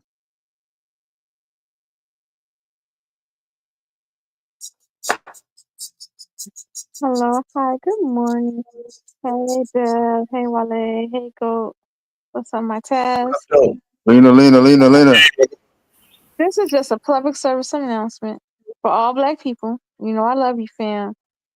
We are experiencing a heat wave in Chicago. It's gonna be like 90 something. A few other states and places are gonna Gonna experience. be? It ain't 90 yet? I feel like it, don't it? It was supposed to be. I got my air on, so it don't feel bad. And I Air. work at night. Oh, okay. Well, for your information, when you hit the panel, it was 87 degrees Fahrenheit at the airport. Yes. It didn't even feel like that. I just got out the car about an hour ago. Yeah. That was an hour ago. Yeah. Yeah. So an hour ago, yeah, it wasn't 87 degrees an hour ago. It's 87 now. And it ain't even 12 o'clock yet. Yes. Everyone, please stay hydrated. Try to stay in shaded places and please wear your sunscreen. Black people, don't think you are. Yes, please don't think that you are like sunproof or heat. Like Black can't crack. Yes, it can. You can crack your black. Please put sunscreen on. Hey, yo. SPF 15 or higher. It happened to me, and I know, yeah, okay, you fairly like. I have a brown daughter. It happened to her in Florida. Whatever she said. It happened to I may have heard it differently than what she said though. But go ahead. please. Let me ask this question, fam, because I never really got into the melanated conversations and all of that. Right? So I do know, like, our people more tropical. We use sun, and in fact, you know, we kind of need the sun. I know some of that stuff, and I know people can get quite pseudo with it. So where is that truth at in that conversation about sunscreen and shit? Because to be honest, fam, I've been outside my whole life in the sun. I ain't never put no sunscreen. Never had no need. The only people you see with sunscreen is white folks. Oh, it happened to me. Yeah, my go ahead. whole middle, my face, like, And Lena, you know. I was in Haiti and it was 103. That was the first time I got sunburned, and I didn't know what it was. Someone had pat my back, and I was like, "Oh, it hurt," and I didn't know why. And I was like, really like sore, and I didn't understand why. So I got back to the ship. I was on a cruise with my grandma, and I took off my shirt, and it was a big red spot, handprint, where she had touched me.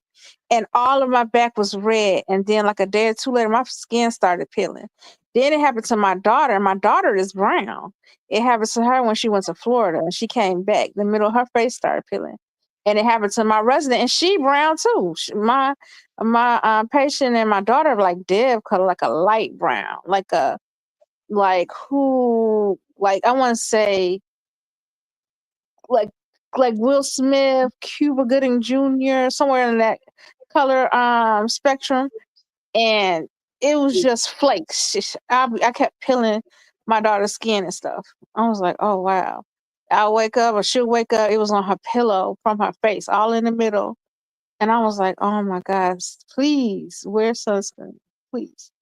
It sounds like you should get some colored person to help you with raising your child, so you can colored person, because Lena ain't somebody that can really help you with that, because the girl is suffering from your malady. You're her mother, not because her skin is brown. It's because she's traveling with the DNA that you gave her, and it affects you. It'll probably affect her. It wasn't my fault.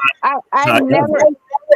However, she wasn't with me when she experienced it, but I just assumed that he knew. And the only reason why, to be honest, I didn't even know to really put sunscreen. The only reason why I started putting sunscreen on her is because she went to the dermatologist. She had surgery. She had a wart that was big. It was like big, and I had it removed. And because her skin was raw, the dermatologist told me to put sunscreen on her.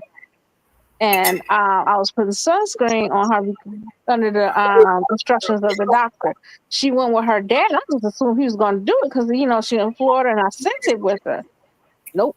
She came back. Her dad is a colored guy. Dad is same color as me. He colored. He black, but he's same color as me. Oh yeah, right. Like I said, maybe, you know, I don't know. And maybe you can find somebody's great grandmother or grandmother that can help you out, because usually the older people have some idea about that sort of thing, a little deeper insight. Or you could keep playing with them doctors until they, you know, prescription you to death.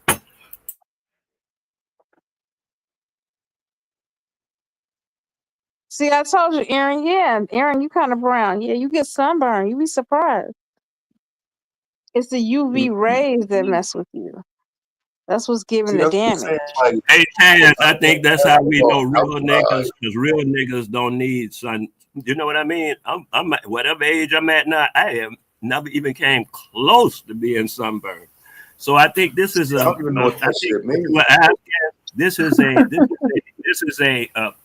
know, a test you can send people through and find out if they real niggas or not. I'm just saying, like, some real shit though. Like, even like here, when I was playing basketball out here the first few years, like every day, 4 or 5 hours in the sun, shirt off. down in Florida, all in the sun, all day, shirt off, hooping, you know what I'm saying, moving around, white beater, tank top on, like, you know what I'm saying? So I don't understand that sunscreen shit, because I've never, and like I say, niggas outside, ashy, you know what I'm saying, whatever, they ain't even putting on lotion, because, you know what I'm saying, they don't want the lotion to burn up on them and shit. So, you know what I'm saying, I just never seen black people using that shit. Never seen it in my life. Nope. I've seen colored people use it. I ain't never seen niggas use it. I thought that was white folks shit, fam. Straight up. No, y'all need it. That's the only time they use it, when they're being around white folks. You need it. I'm telling For you. the time, that's when I've said, no, you need it. God, you too. He said you need it. Wait a minute. Why are you saying this today, Lena? The sun been out for centuries on end. It's a heat wave. So you saying the sun that come out all the rest of the time when it's not a heat wave, it ain't as dangerous? It can do damage, but the UV rays aren't as because the wave part, they're not as active or damaging. So the higher the heat, because the waves are moving, the heat like speeds up the waves. I forgot exactly how they explain it, but you're more likely to get burned. But you can get sunburned even in the winter. You know that. So it don't have nothing to do with the heat. I can't get sunburned winter, summer, or spring. I was gonna say I don't feel like I can ever be sunburned. People think that. I thought the same thing too. And you got sunburned, and there you go. You got sunburned. And I thought the same thing. My resident is brown. She good and brown, and she still got sunburned. And I was like, how do you? Yeah, well, now we know her pedigree. She brown. She's a black person. She a regular black person. Regular. I'm talking about she's not a tether. She a FBA from the South. Black woman. That's crazy. Boy. Regular niggas don't use sunburn. A sunscreen or whatever that, come on, man. That's your predicament. That's your predicament and your friend's predicament. That's nice. That's really beautiful. Actually, I think is great because to me it's a delineator. I would say it's a sunburn. I would say it's a sunscreen.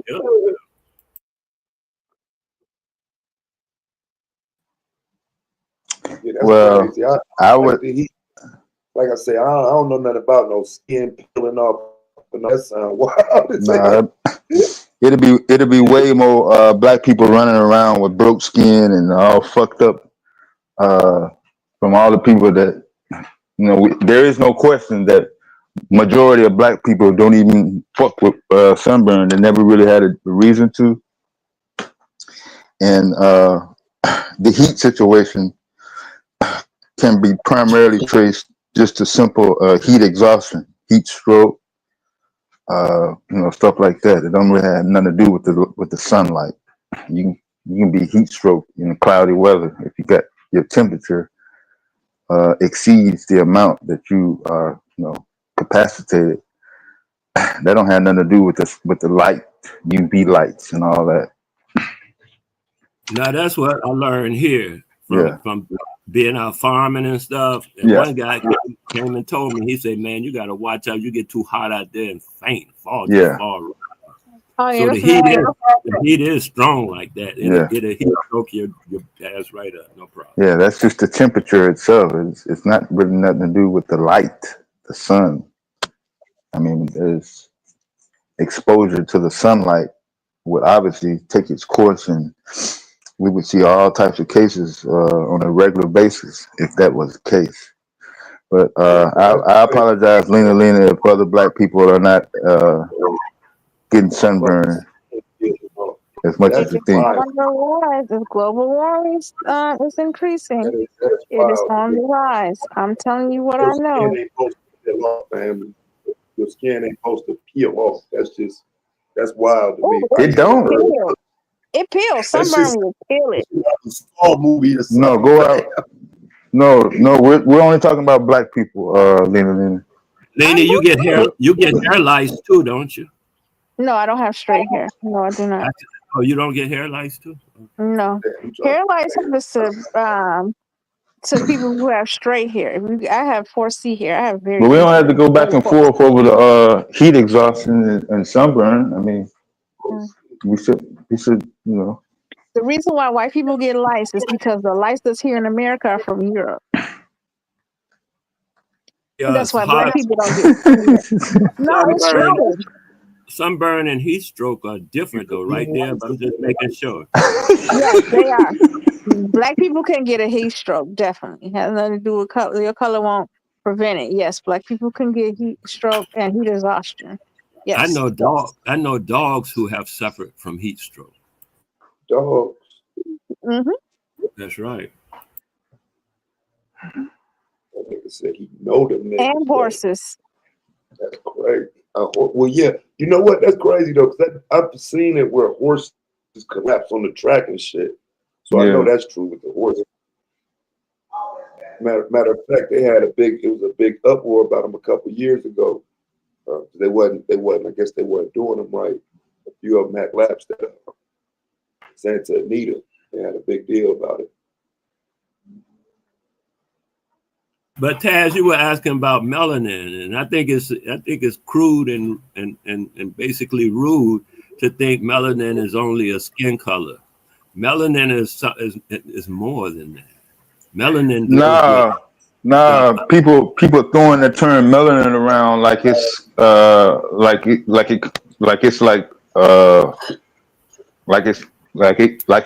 it can be poured in a bottle like lotion. Like you can measure it. Yeah. It is, and it can be.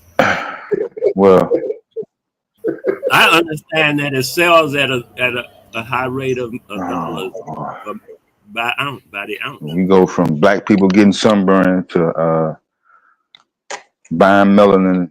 What? So you got a 40 ounce of melanin now? How much is a 40 ounce of melanin now? Since you say we can pour it in a bottle now. Hello? You can't get it at Amazon?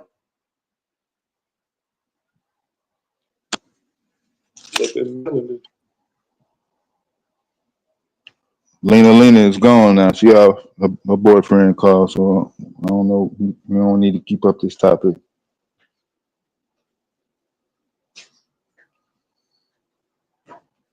No, that's wild though. I've seen that though, man. People like saying that like you can sell the melanin and it's expensive on the open market. They unalive black people to sell the melanin. You know what I'm saying? All that shit on social media. Yeah, they be throwing around listening to other folks. Yeah, melanin is selling at $55 for 10 milligrams. Milligrams? $115 for 25 milligrams. And for the price of 50 milligrams, a low price of $190. It's in stock right now. And they got 100 milligrams at 100 milligrams, $280. You can service yourself with 100 milligrams of unique pigment, melanin. And you can buy it from the supplier. They got a website and everything right here. They got 5 stars in the business. They really getting it on. That was just that one. Oh, here's another one. Oh, Amazon. Go ahead. Amazon kicking ass. Amazon say, I don't know nothing about that, Wale. Maybe you could tell me a little bit about it to understand it. How would you go about extracting melanin from a person? My dude, I promise you, I have no idea how they are going about it. None at all. Anything I say would be ass and just some noise. I appreciate the honesty.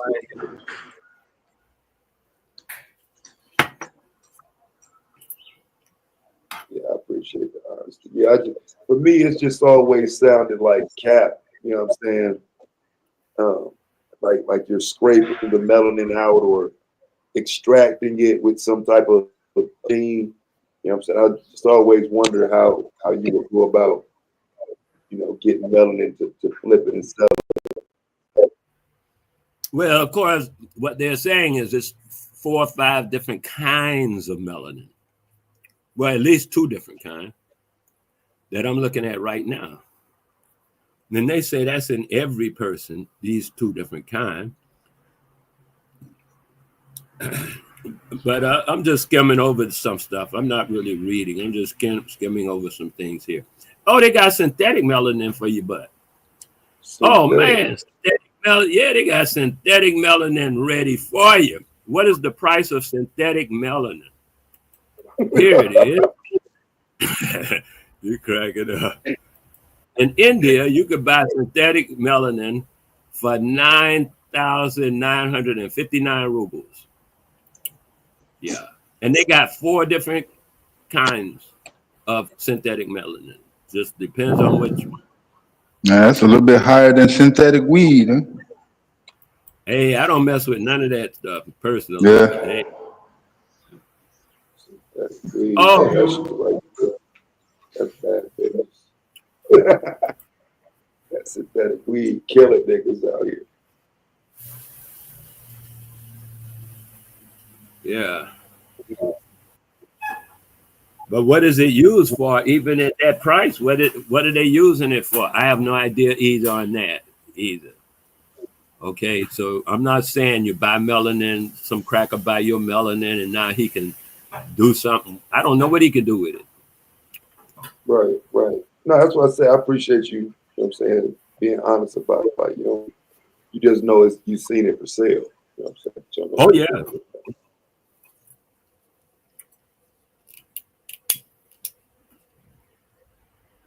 That's wild. I'm trying to get into this Ben oil business. What is it? Ben oil, Ben.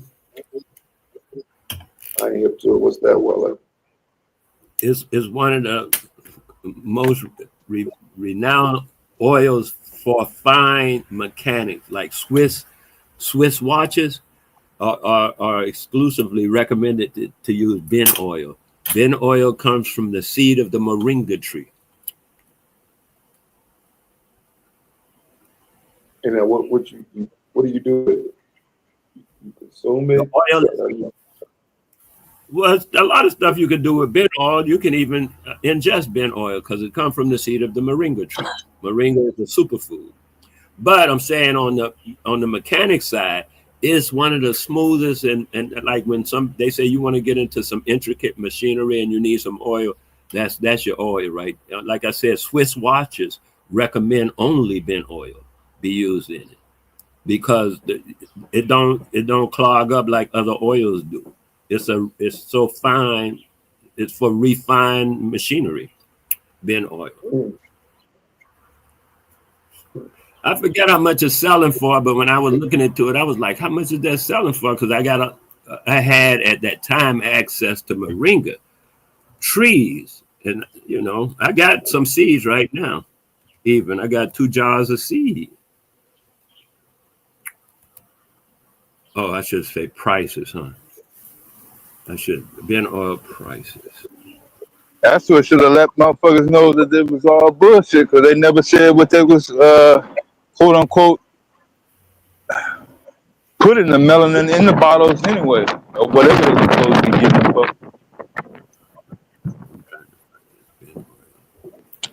Oh, is this one of the marathon routes? I thought I was off the route.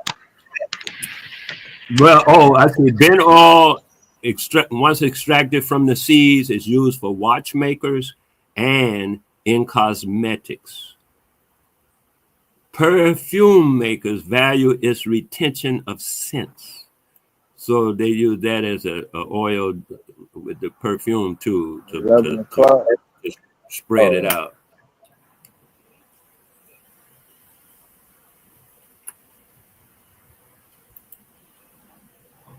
Yeah. Yeah, if they already got the technology to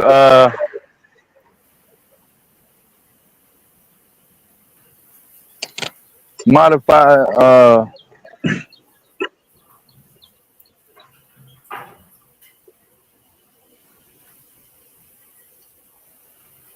Okay, here we go. ingredients. Why do they need to kill people to do that? It's crazy. You need to do that. All right, I ain't gonna be doing that. You can do this.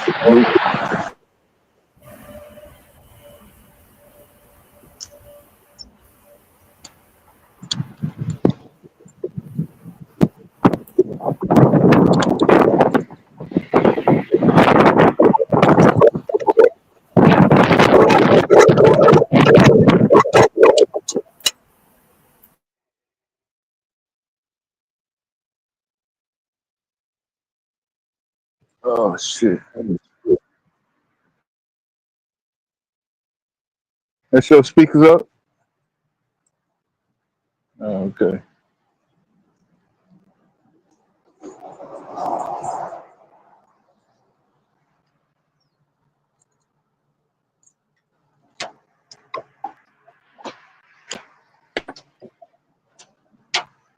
Well, I don't know how them motherfuckers gonna last today. It's supposed to be a bunch of white people doing a marathon today.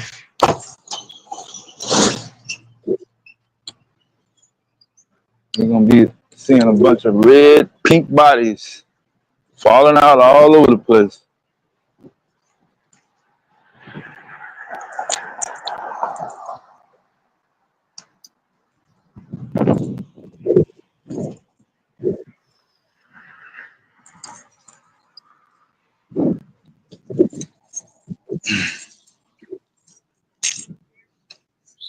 How did you get it years? First day they got this motherfucker. That's crazy. That's how that shit be though. What happened? I was just saying that the hottest day of the year is the day they picked for that shit. Oh yeah. They scheduled it long beforehand. It just happened to get caught, I guess. They would have had to do it if it was rain. Whatever. Go ahead.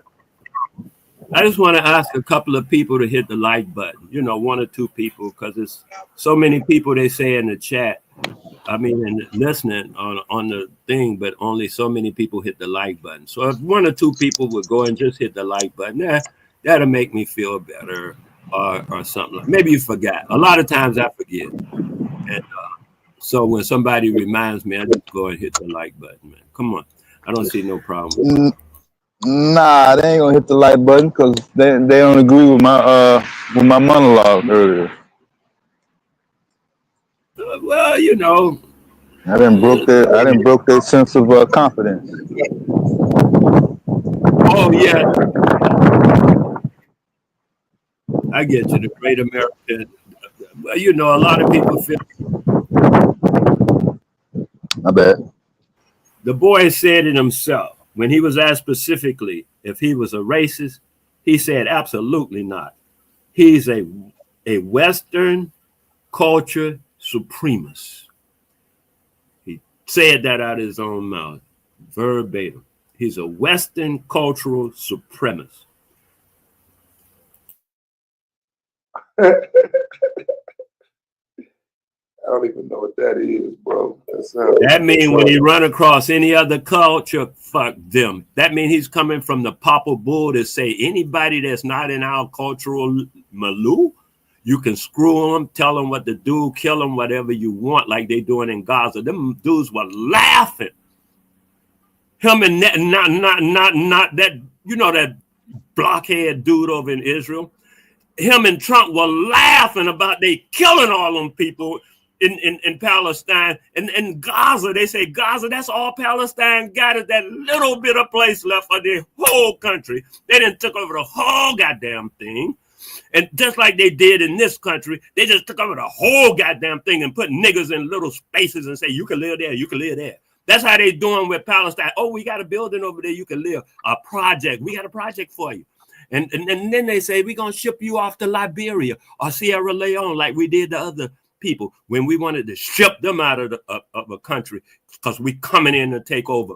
Then them, and he don't, none of them, they laughing about killing them people and taking their country, and they laughing about what they doing now. And then with Erdogan, one of them non-Western dudes come at they butt.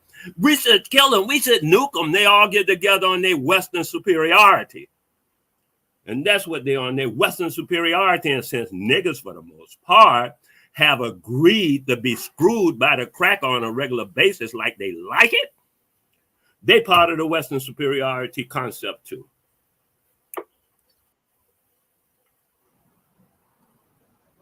But I don't know. Niggas don't have no standing on that. Niggas have a standing because they have no standing. Yeah, I really don't. I think about it, distractions, man. Like a real Trump dumbass. Like for some reason, it just seems dumb to me to go out and say, "Hey, I'll let you know in 2 weeks what I'm gonna do in regard to a fucking war." He got to get his orders. He has not gotten his orders yet. He'll get his orders and then he'll do whatever he's ordered to do. Where you gonna get his orders from, gang? The person that's gonna replace him. You think he gonna last?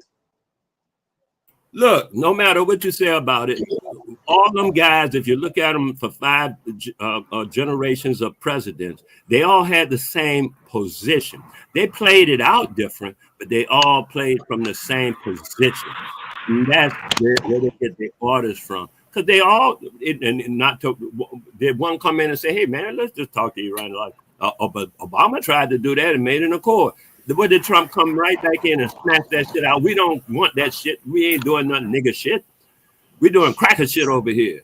Snatch that shit. What nigga shit, bro? You know, making agreements with Easterners and Arabs. You know, trying to make peace in the world. You know, being equitable and stuff like that and reasonable. That's not cracker. That's not the cracker way. You done did all this history on them. Is that their way? Come on. What are you? No, that ain't their way. Speaking of which, make sure you're available tonight, 9 p.m. Eastern, 6 o'clock Pacific. I do have a debate with a guy by the name of Damo. Maybe you've heard of him. We'll be debating diversity, equity, and inclusion.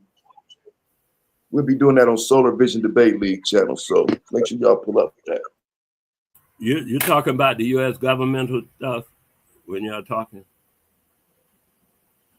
You're debating the U.S. governmental policies and all that, because that's what that boy do. He talk governmental policy. He got the title up already on his channel, Chaz. I don't know if the stream up yet, but it'll probably be up in a couple hours or so. I don't know if you got it. Yeah, it's I mean, it goes back to government policy. Yeah, I could agree with that, but it's more to it than that, though. I just heard a damn good thing on diversion and all that kind of stuff. He did a real 3 minutes talk on that, and he was saying that's what they want to get away from is diversity, and diversity is what makes a people strong. You start getting, after a while, if you're only screwing your sisters and brothers, what you gonna get? You're gonna start getting a lot of Mongolo, whatever they call them when they be all messed up. You have to have diversity. It don't make no sense. But then that's not a governmental policy. You start talking governmental policies. Now you're talking about your opinion on what white people gonna do, crackers gonna do. Because niggas ain't doing all them governmental policies, so you can only be talking about what crackers gonna do in your opinion on it. Yeah, pretty much.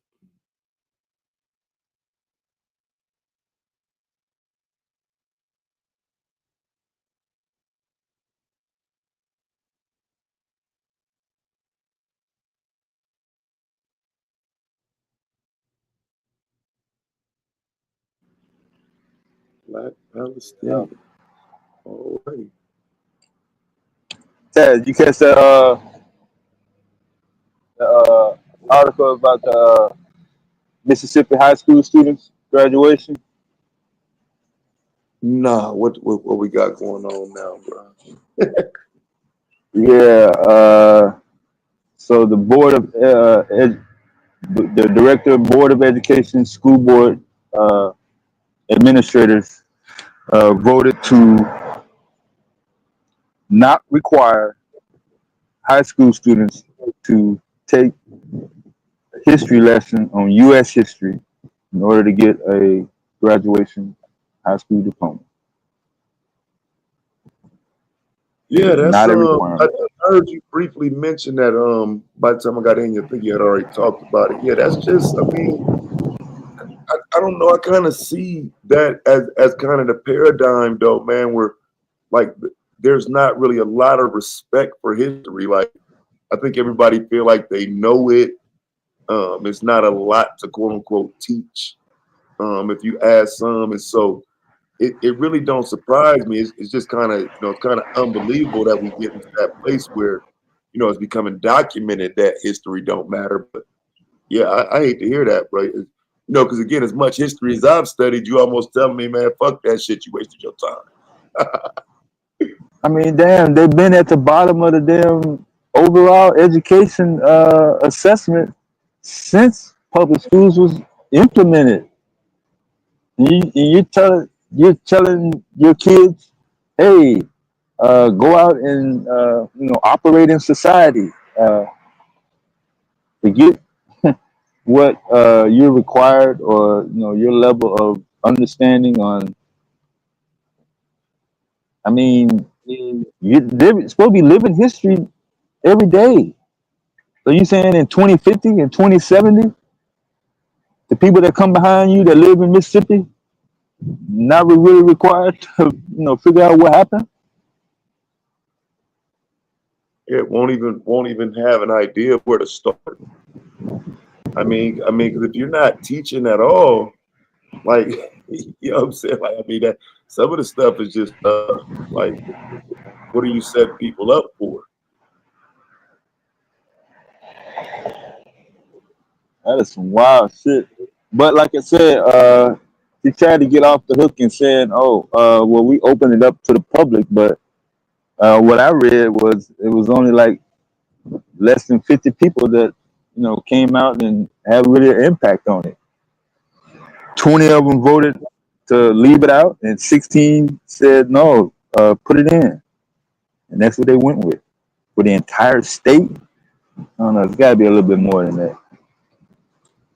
You're gonna tell me 50 people decide on whether an entire state is required to have some sort of basic understanding of what happened, at least from 1776.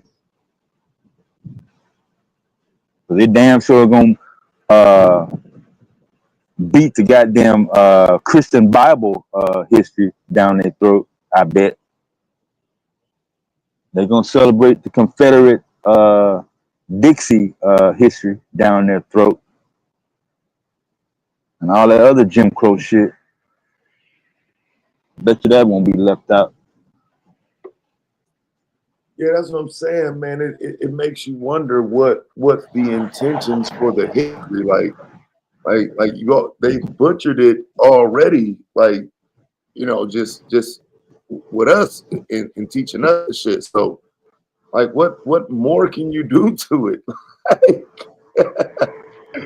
That's crazy, bruh.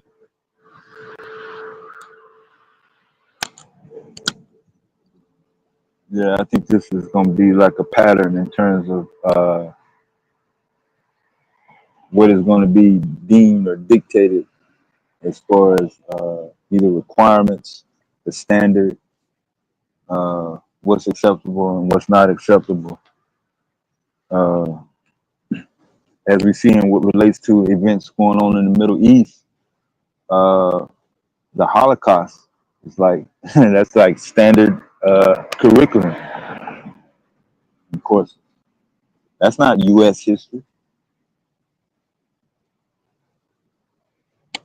Holocaust is actually put above in terms of priority over slavery. I've seen people lose their jobs over being just accused of being anti-Semitic. I don't see nobody losing their job over denying slavery. Yeah, that's that label you don't want. Anti-Semitic. Reach with that one.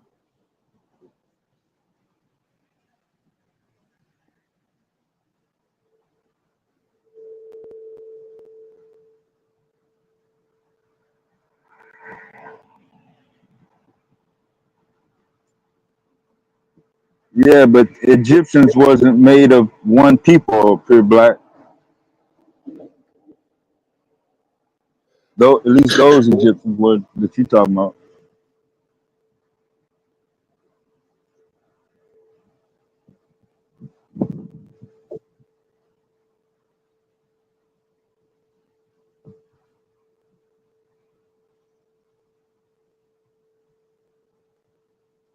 Yeah, so put a timeline on that. If you saying Egyptians were the first racist towards black people.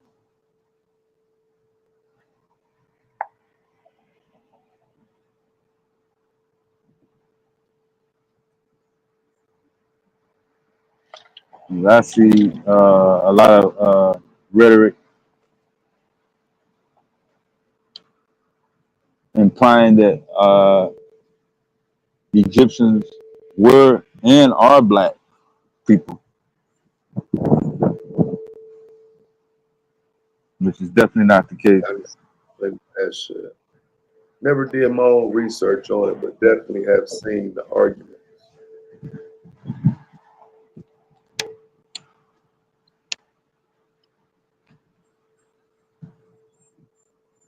Yeah, that's pretty much the only, I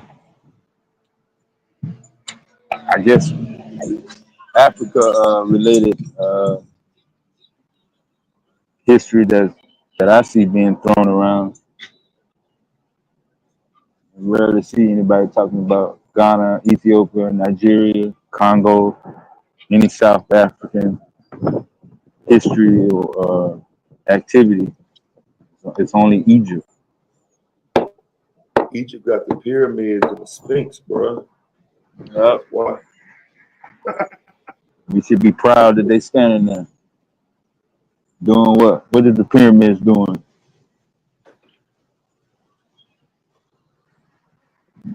The pyramids symbolize what? Where you at, Marley? Marley been there.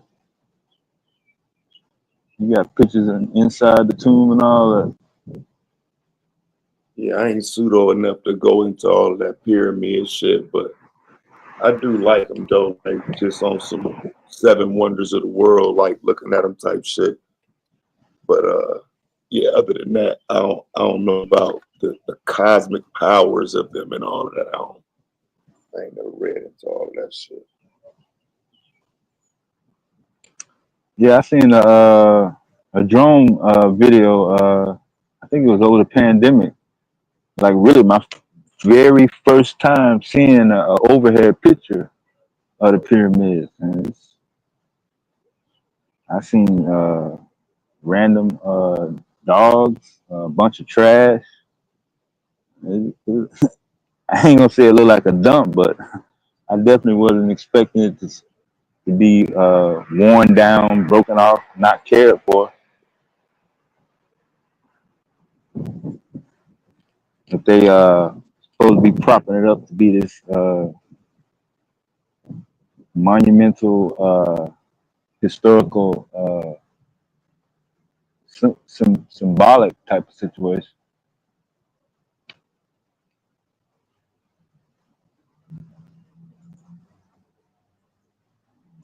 '26th century BC. What year was that?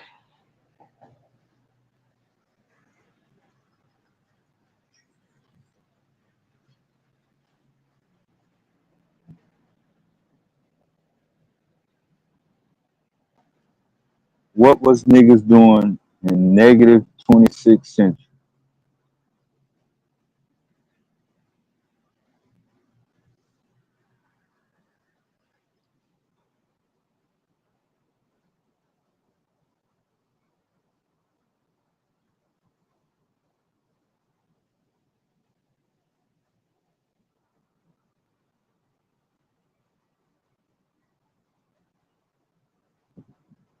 I got an answer I just heard the other day. That would put it around 5,000 years ago, which means that was around the Qi dynasty and around the Bronze Age. Not no the Iron Age.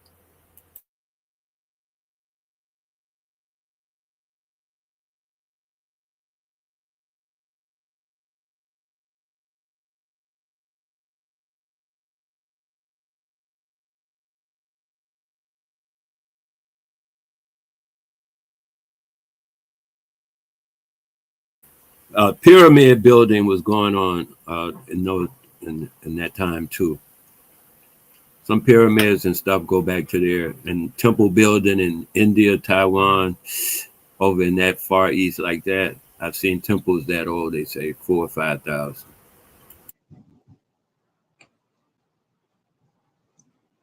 And they built them for what? Primary purpose of the pyramids was what? I've heard different and various accounts on that, and I don't know of any of them to be accurate. Yeah, that's very problematic to have so much attention on the pyramids, but don't nobody know what the hell, without a doubt, what the primary use was, other than Right. just standing there looking at them. Right, but they all had uses by their use. So they were all used in different fashions and manners that were actually used, and they have different characteristics that are similar throughout all the pyramids. So apparently someone was doing it for a reason. Now, because modern day people, can't have not so far looked into that to discover it, maybe it's just a matter of time. Yeah, even if that was true, Chaz, I even find that problematic. What the hell you got to build a goddamn towering, monumental, motherfuckers died. I mean, you got to go through all that just for a damn grave site? That's crazy. There's so many other people that died. You didn't build a pyramid for them. What the hell you build these for? So either way, whether the grave story is true or not, just shows further disconnect from authentic, I guess, cultural. You want to separate that word from heritage. Evolution and acknowledgement to be put on such a, I guess, climatic totem pole, if you will. I'm thinking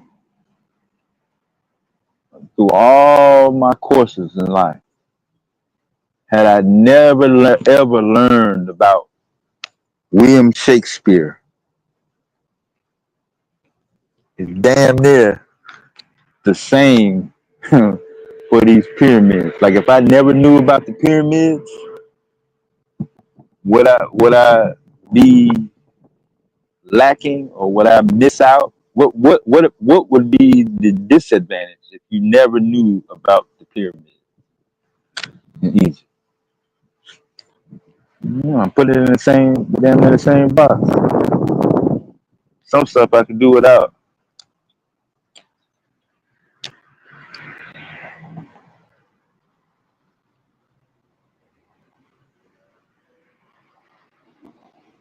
That's exactly what I saw at the top of the pyramids when that drone fell over.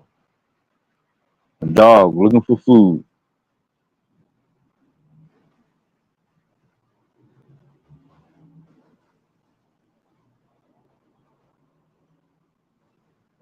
Right. That's how I look at skyscrapers right now. Memphis. What the hell you gotta build a goddamn thin ass building swaying back and forth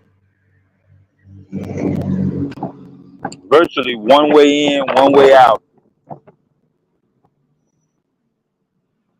For the people that's up high, there's really no way out. That's a death trap. That's crazy.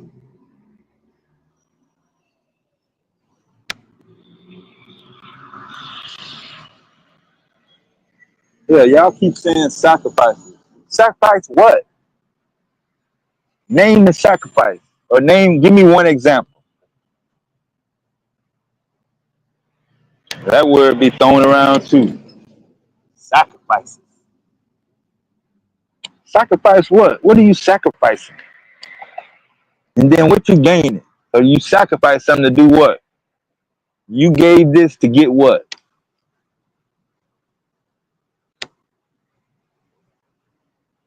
That's slavery. That ain't no sacrifice.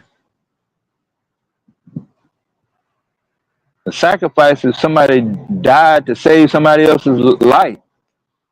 Yeah, I've done various readings throughout my lifetime, and I'm just like you. Like what you put in the chat, no real benefit in terms of reading it, what the people around the community did with it. Uh, like I said, it hasn't always been a desert climate. Even if they was using it for storage or cooling type of situation, why did they stop there? Why didn't they keep going and build smaller pyramids?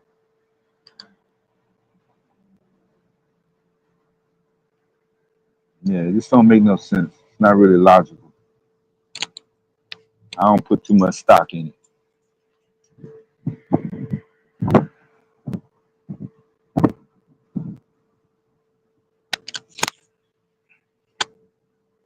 And the reason you know it's true is because what? What makes it true?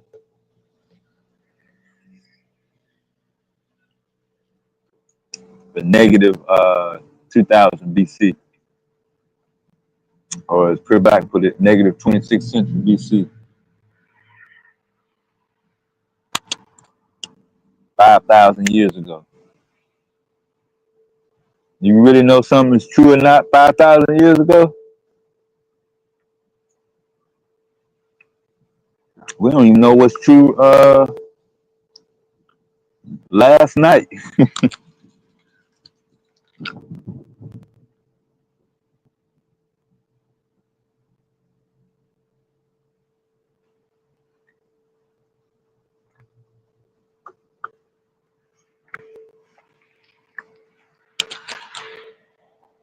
I shouldn't say everybody though.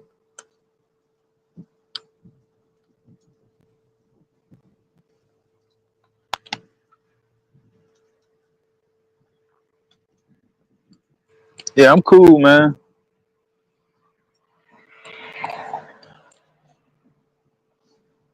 Different cultures have different traditions, and this and that. But if you're gonna tell me that the pyramids represent resting place for dead people, that's kind of whack. You're gonna scale it in terms of level of importance and impact. I'd rather learn how people engineered different designs and how they built societies and communities.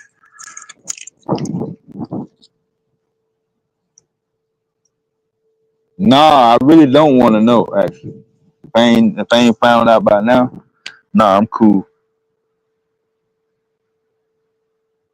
Let the pseudos handle it. Let the Egyptomaniacs stay in that box. I don't want no Egyptians running around, Egyptomaniacs running around talking about I should stop what I'm pursuing and learn about 900,000 years ago in ancient history. What you're doing right now came from that.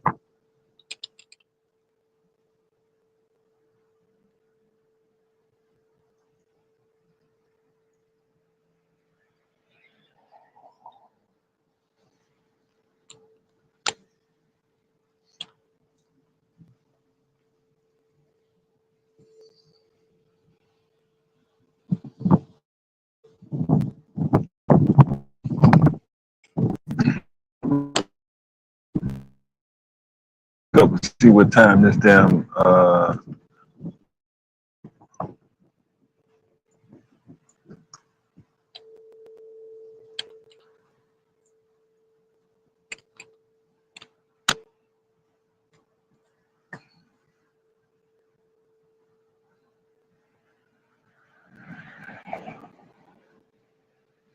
no, you ain't tripping.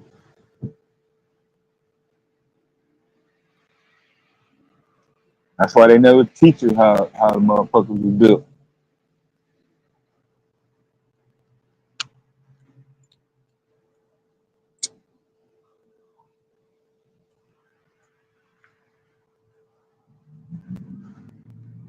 Most people have no fucking clue.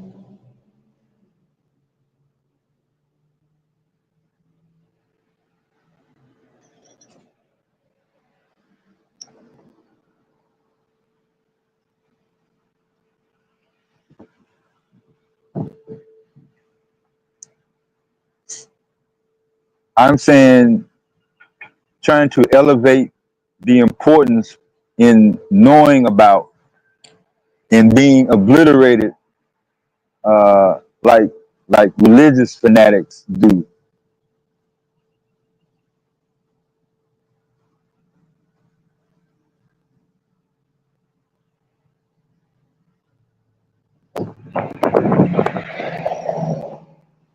So tell me one thing that learning about the pyramids has helped modern society today.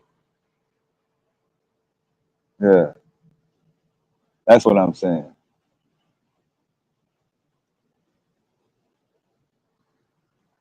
You can go back to Reconstruction. You can go World War II era. Definitely can't go back use today. But I'm just saying, in recent history, from an international standpoint,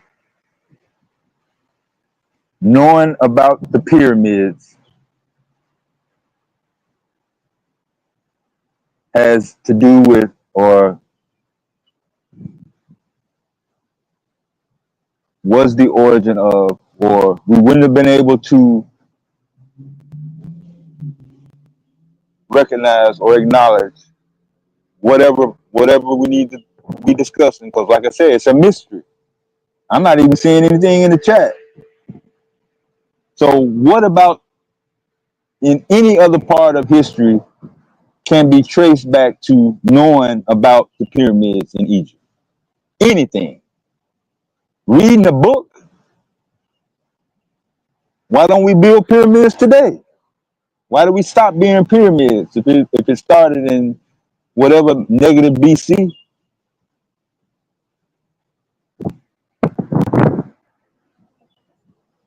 So the longer that stays blank, the more inconsistent answers we have, responses we have. That just lets me know that it's not as relevant as people try to make it out to be. That's all.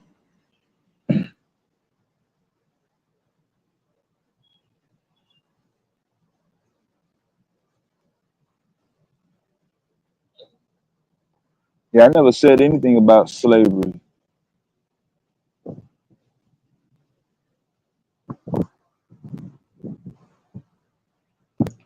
So that response won't work.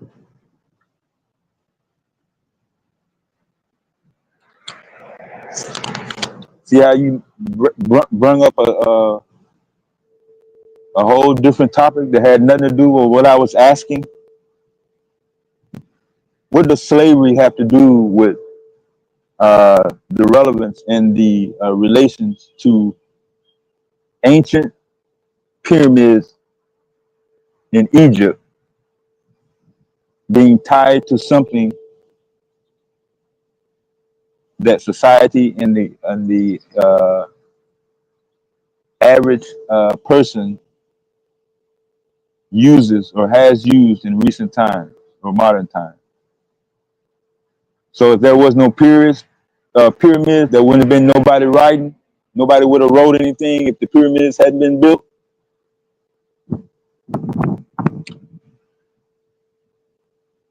Nobody was writing nothing down before the pyramid?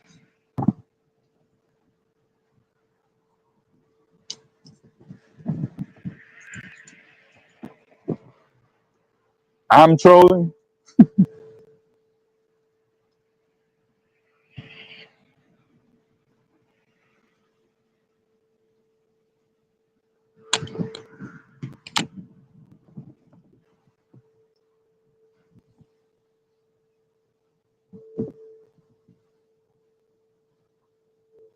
What knowledge? What was stolen? How y'all know somebody stole something?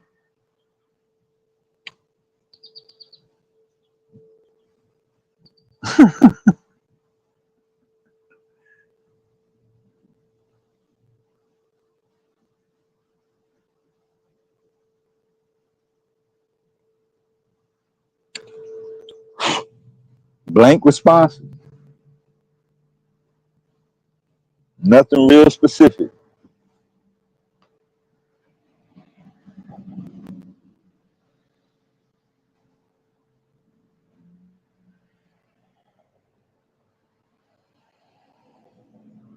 What books was in the pyramid?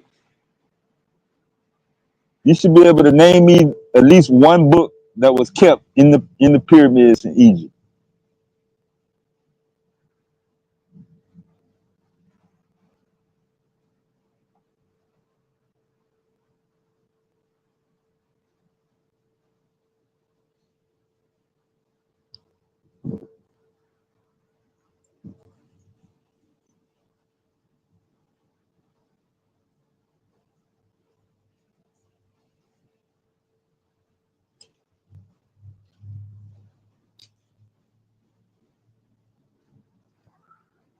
Where does that come from?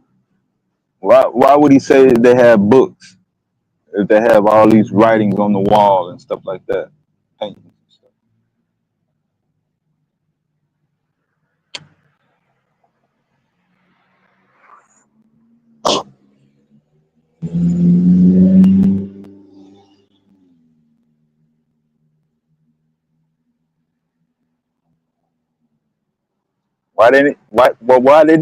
Why didn't they just keep writing on the walls then?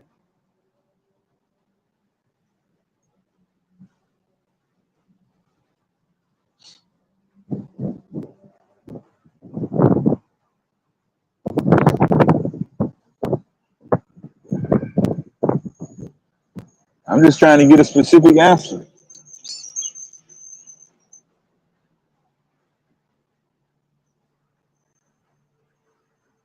At least some of the veteran Egyptomaniacs gave me more detailed information than what you saying.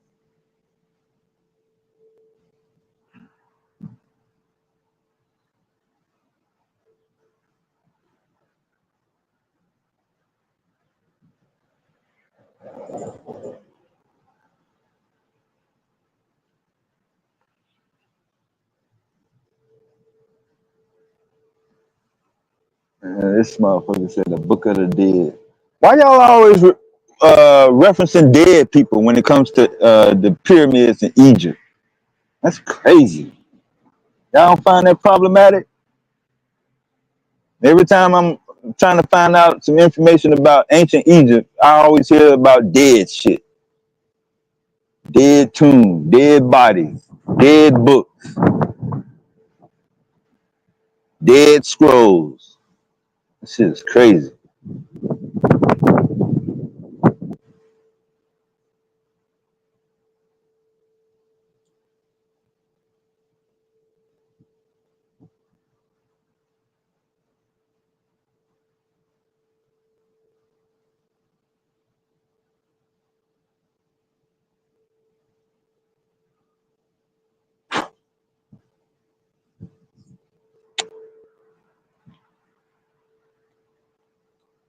You say I'm playing stupid, but which one of us is really stupid?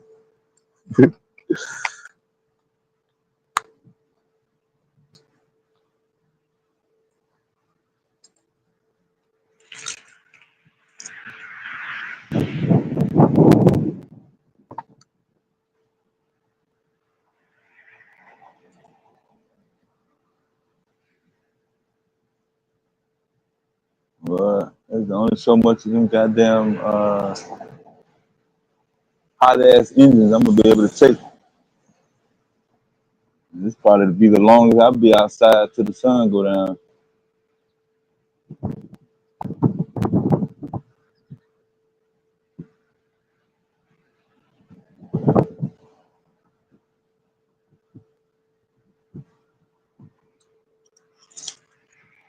Nah, in 2025, no, there's no need to write nothing down. We just fucking press a button.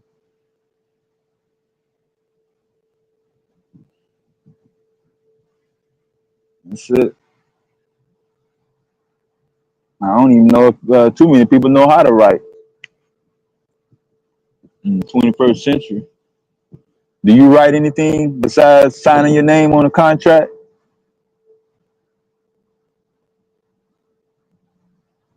When the last time you wrote anything besides your name, date, and maybe your social security number, some shit like that, other than signature? What was the last complete sentence that you wrote with a pen or a pencil? Was that this year? This week? This month?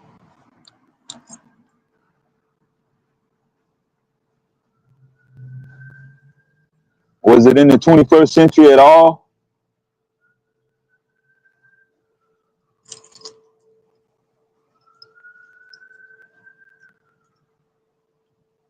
Was it after you got out of school?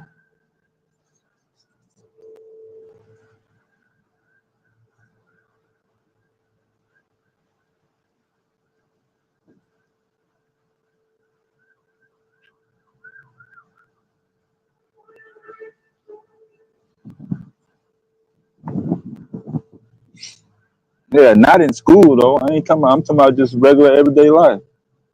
That's all.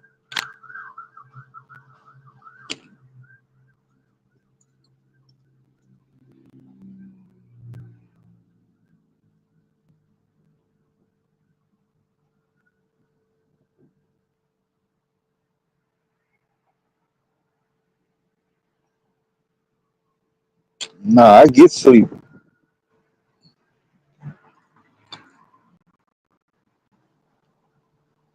You the one not answering no realistic questions.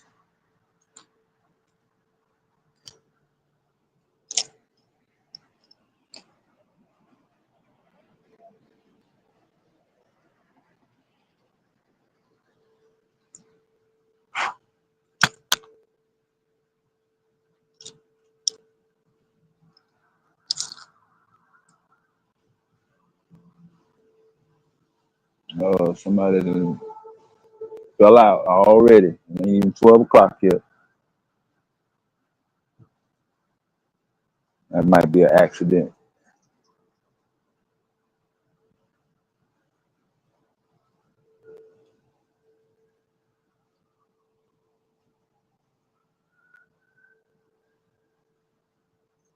No, nobody's writing anything now.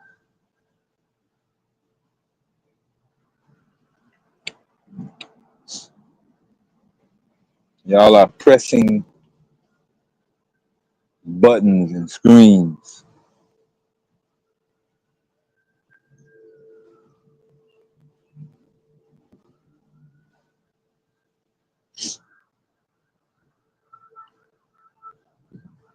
I wouldn't be able to tell your handwriting from a second or third grader.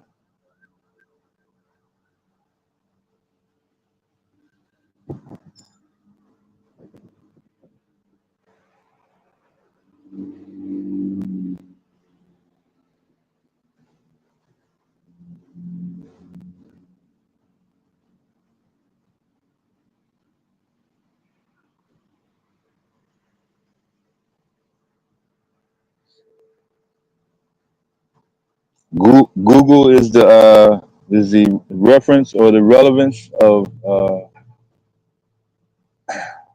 I guess information now. They're supposed to be coming out of a court case to let other people that don't have anything to do with Google be able to have some input on information.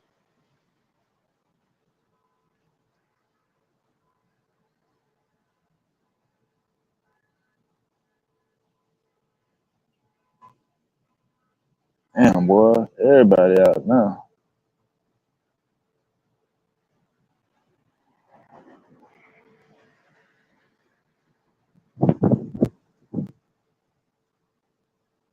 He said we riding, not drawing.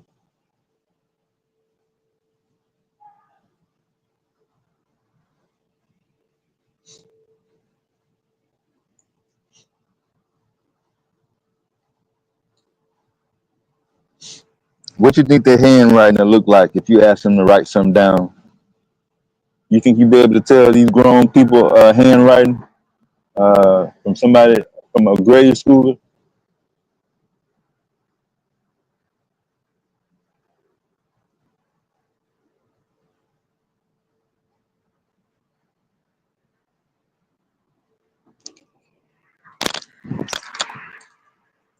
So typing came from Egypt.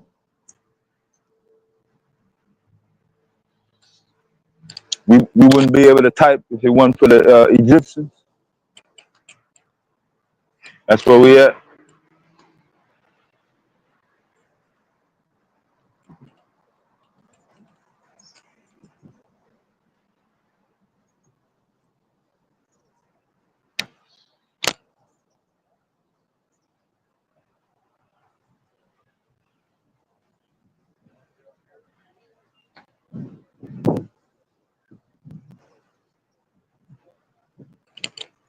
I gotta put some more bottles in the freezer. Well, at least that's better than I thought you was gonna say why something else.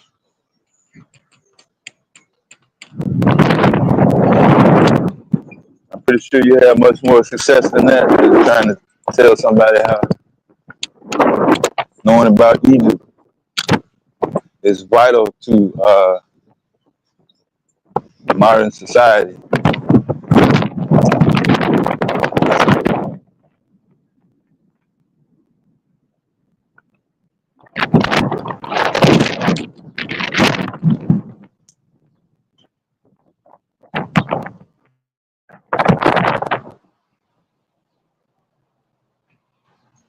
Yeah, I'm pretty sure it does.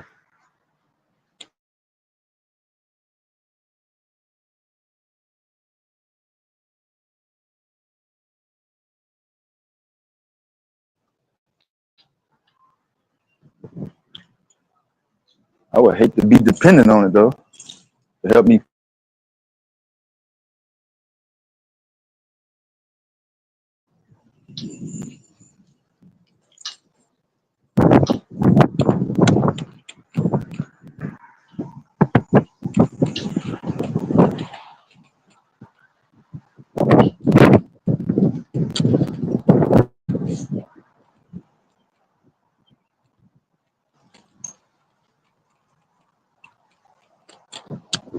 Yeah, I ain't saying nothing wrong with that.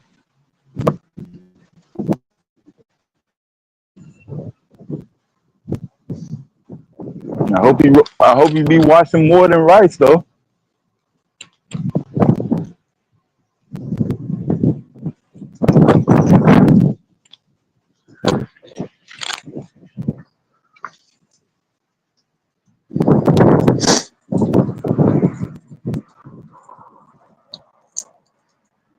Is that the only thing you wash is rice? Don't you wash your greens, wash your vegetables, wash your fruits? You shouldn't just limit that to rice.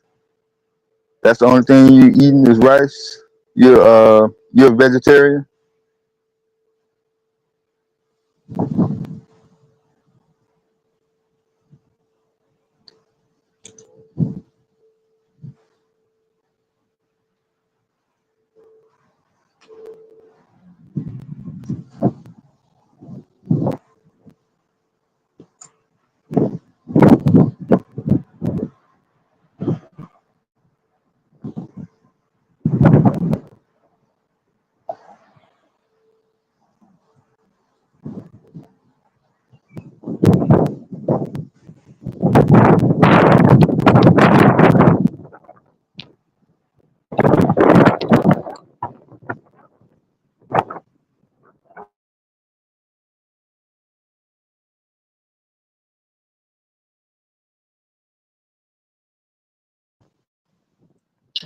tunnel here.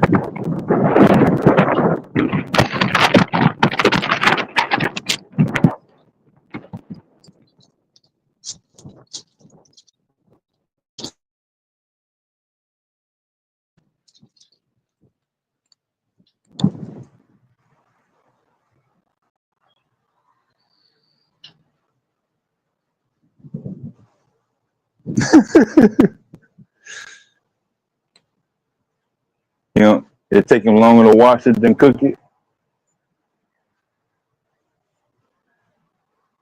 Nah, he probably got a whole barrel of the shit. If he washing rice, I doubt if he got boxes of minute rice up on the in the cabinet.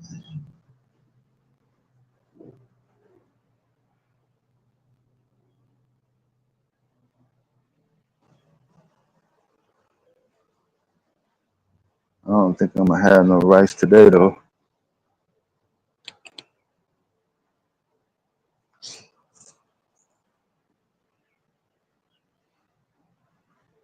I'm about to go get busy on some red grapes.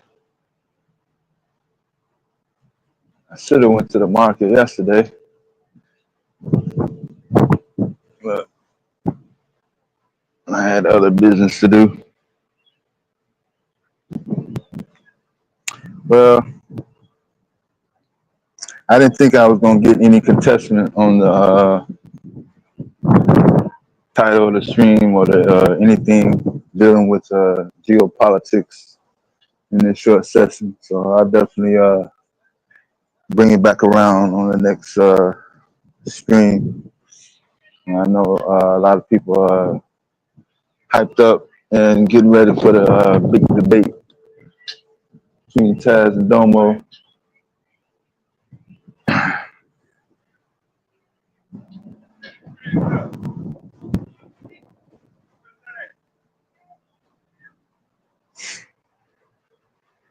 I definitely try to squeeze in a little bit of time.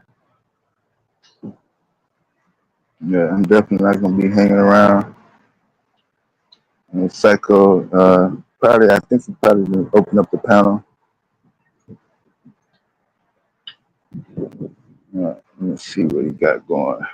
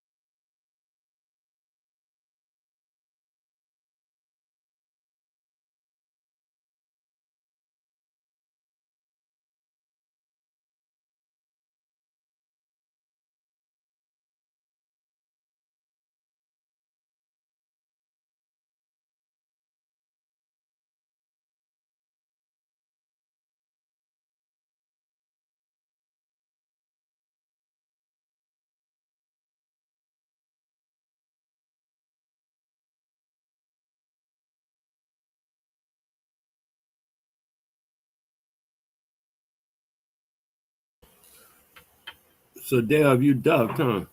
You going on over to Psycho, is it? Oh, you gone already. Okay.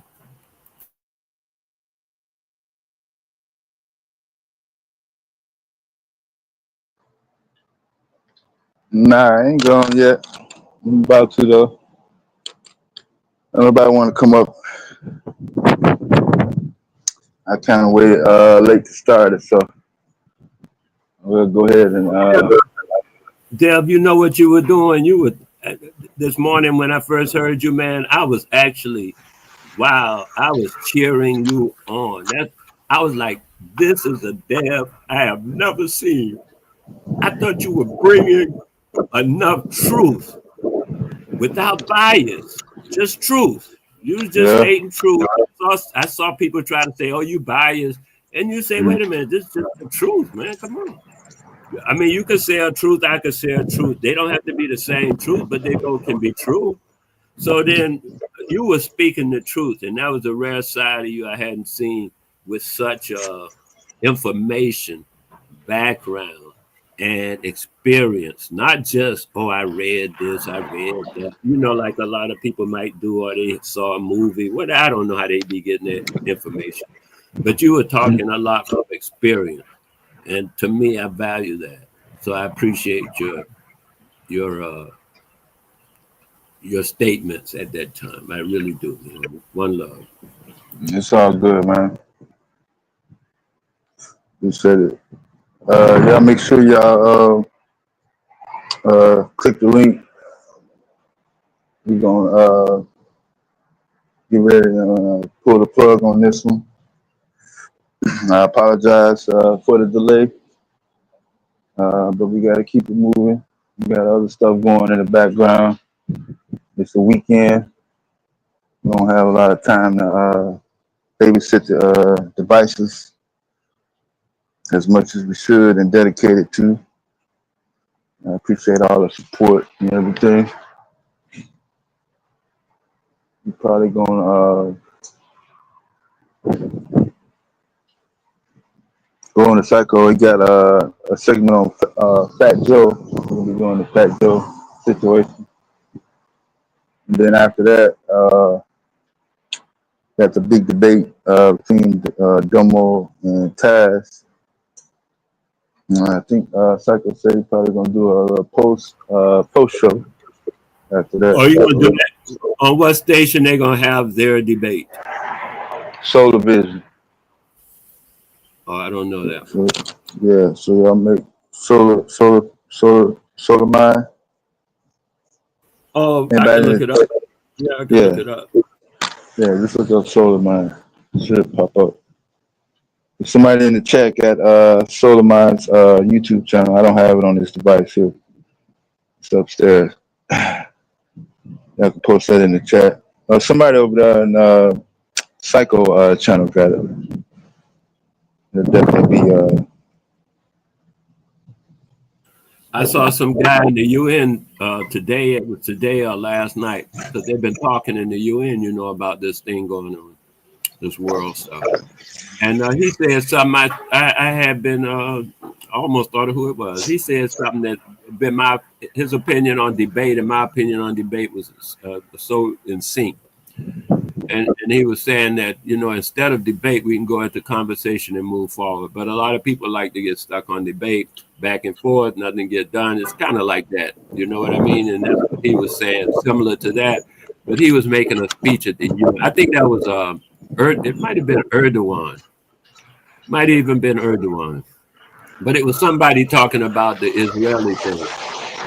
From where? Huh? Erdogan from Turkey. Oh, okay. So Turkey in it too, you know. I mean, it's a thing that most people had gotten away from, which is this cultural stuff that's going on. Like I was saying, from the Dom Diverses, they say any Mohammedan, you know, that's what it said. Mohammedan, Muslim, all of them, anything that's not of the, you know, the Christian West era. And so they all of that is evil. That's why they pointed, they would love to just point at Iran and say they're evil. And people would go for it because they're not of the same religion right away. It's hard, it's a little more difficult to do that with Putin because Putin is said to be a Christian. So it's hard for them to direct their attitude like they would with, you know, Iraq. They were like, oh yeah, kill all of them. They bombed Iraq for 28 days nonstop, just like children just jumping up and down on a bed. They bombed Iraq for 28 straight days. That was pathetic that the world would allow that to go on and nobody even came up in arms about it, because you know why? It was Western superiority, culture, Western culture superiority doing its thing. And now China them are saying, wait a minute, we tired of this noise. So they stopped for a long time. You didn't go back that far to when they were trying to keep China from getting nukes. They were doing the same thing they did to Iran. They were doing it to China. That's when China went through their thing. They said, wait a minute, we just draw it all in and push it back out later. because they were trying sanctions like crazy against China. They still got sanctions up against China because they were trying to stop them from getting the nuclear bomb. Now China got nuclear stuff; they can't be stopped. And then they still trying to act like that thing somebody said, I'm white, so I'm right. That attitude, you know,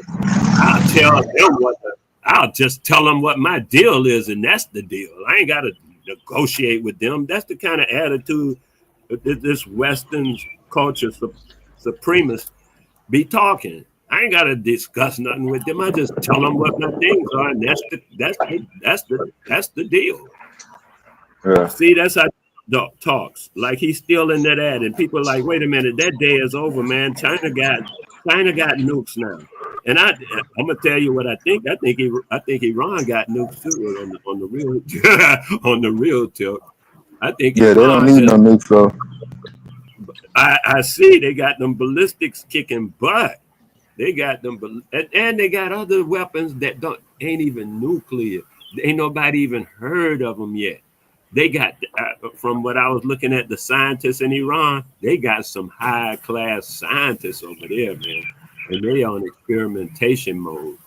And they was implying, they weren't saying outright, they were implying some science that nobody else is getting into. And they're getting into it. And they are able to use it for weaponry. Yeah, the missile that speed up when they get close to the ground. Yeah. Oh yeah, I saw them. Yeah, I heard about that this morning. I was like, go ahead, man. When I first heard they hit Israel with the first bomb, I was like smiling. About time they get what they give. They just sitting over there bombing them Palestinians like they done lost their mind, knowing them people ain't got nothing to work with. They just sit over there with impunity, just bombing them people, bombing the hospital, bombing to this, bombing to that, and sit back talking about, no, you just bombing them people out of their homeland and taking it over because that's what you are, nasty ass Zionists. I don't want to get into my emotions about it, but that's what they are, right? And then now they hit Iran thinking, oh, this is a good time. And Iran said, no, it ain't. And I've been loving it. I want them to blow them up like sky high. I've been loving it. And they say the thing about that bunker buster, it may not work they got 3 or 4 problems with that concept, right? You already mentioned the first part. Let's say they can bunker bust it tomorrow or today. They go bunker bust it. Would they just let all of that nuclear stuff just hit the atmosphere? They don't care. It's gonna mess up the whole region. They don't care. I'm just saying, I think somebody gonna care because it ain't gonna stay there. It's gonna float over the island. I'm getting dust from the Sahara, dude. You don't care. It's gonna float over to your place sooner or later. It ain't gonna just, no. I'm getting dust from the Sahara Desert. Come on, man. The wind catch that, whatever it is, and there you go. It's a problem. Why do you think they import honeybees to pollinate all the plants in North America, in Europe, from New Zealand? What you mean? Yeah, they have to import bees from New Zealand because that's the only place they weren't able to set up all that nuclear tests and shit back in the 50s. Oh, okay. Yeah. Wow. So I mean, it's gonna affect the world, man. There's really no way to get out of it. You don't know which way the wind gonna blow after a nuclear bomb, and that's why people been afraid to mess with it. But also, people been afraid not to have it because these bullies. The U.S. been used to bullying people, man, and right now they can't be bullying people. That ain't working. Yeah, it's a different time. I'm sorry. I'm just saying it's a different time than what people think. Military force and strategies and all that stuff. They don't care. We got cyber warfare. We got biotech weapons. We got all types of modern innovations that have Oh already man. been released and used. So Oh can't really man. go by the old biblical, ancient Egypt ideology no more. Fire and brimstone. Yeah, But that's how I'm seeing it. I'm seeing it like, okay, this, everybody got to, what Q call it, level up, man. You can't just be running around taking people's stuff no more. And they still trying to do that, run around taking people's stuff. And people got, hey, people getting tired of that. They already on a different dollar. yeah, Man, I've been watching the dollar and the bonds and the stock market and stuff. Oh, it looks yeah. good, but the bottom is busy falling out. And they got the credit rating reduced. You know what that's going to do. It don't do it right away. It takes a while for it to sink in.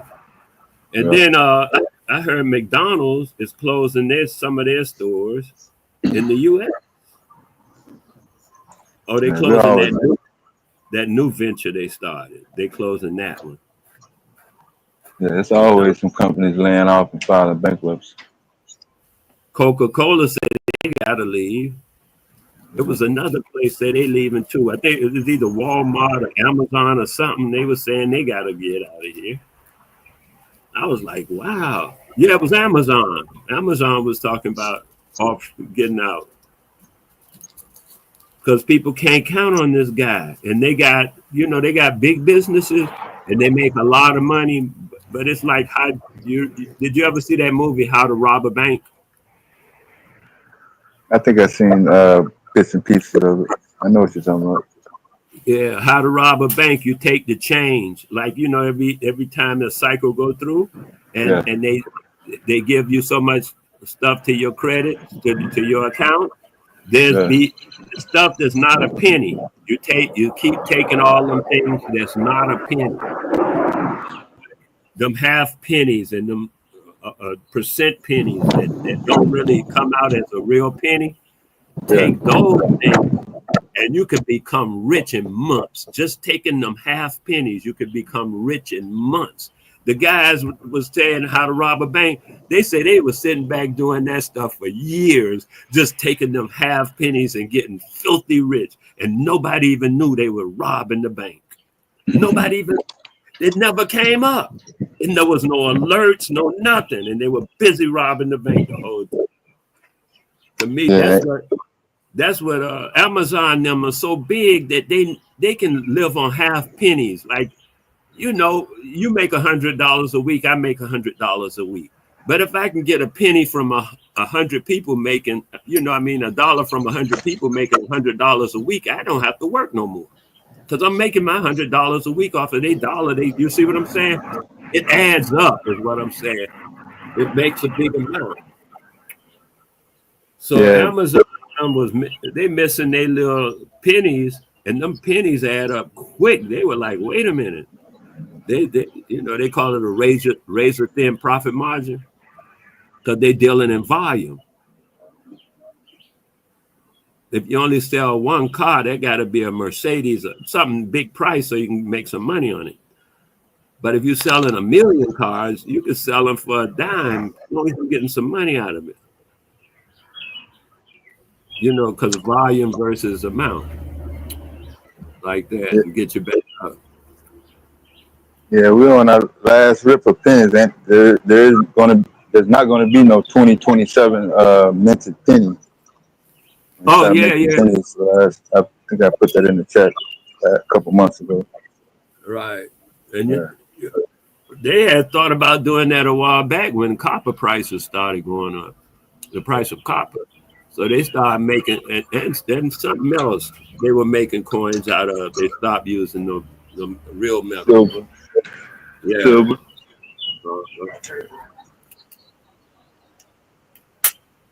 I got some pennies. I'm going to look through them because I was watching a little show on YouTube. They were saying, look through them for certain things. So I'm going to look through them, see if I got them.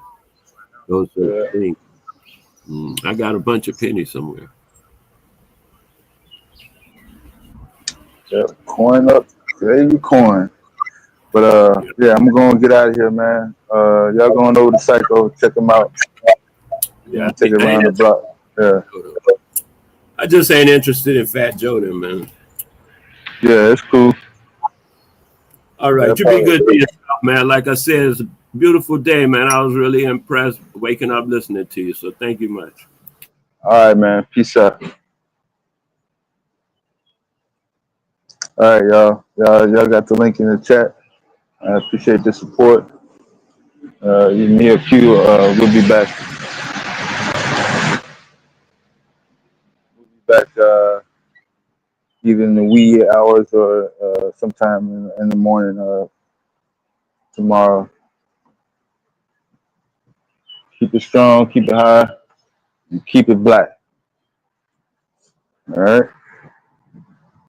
Black power. Peace.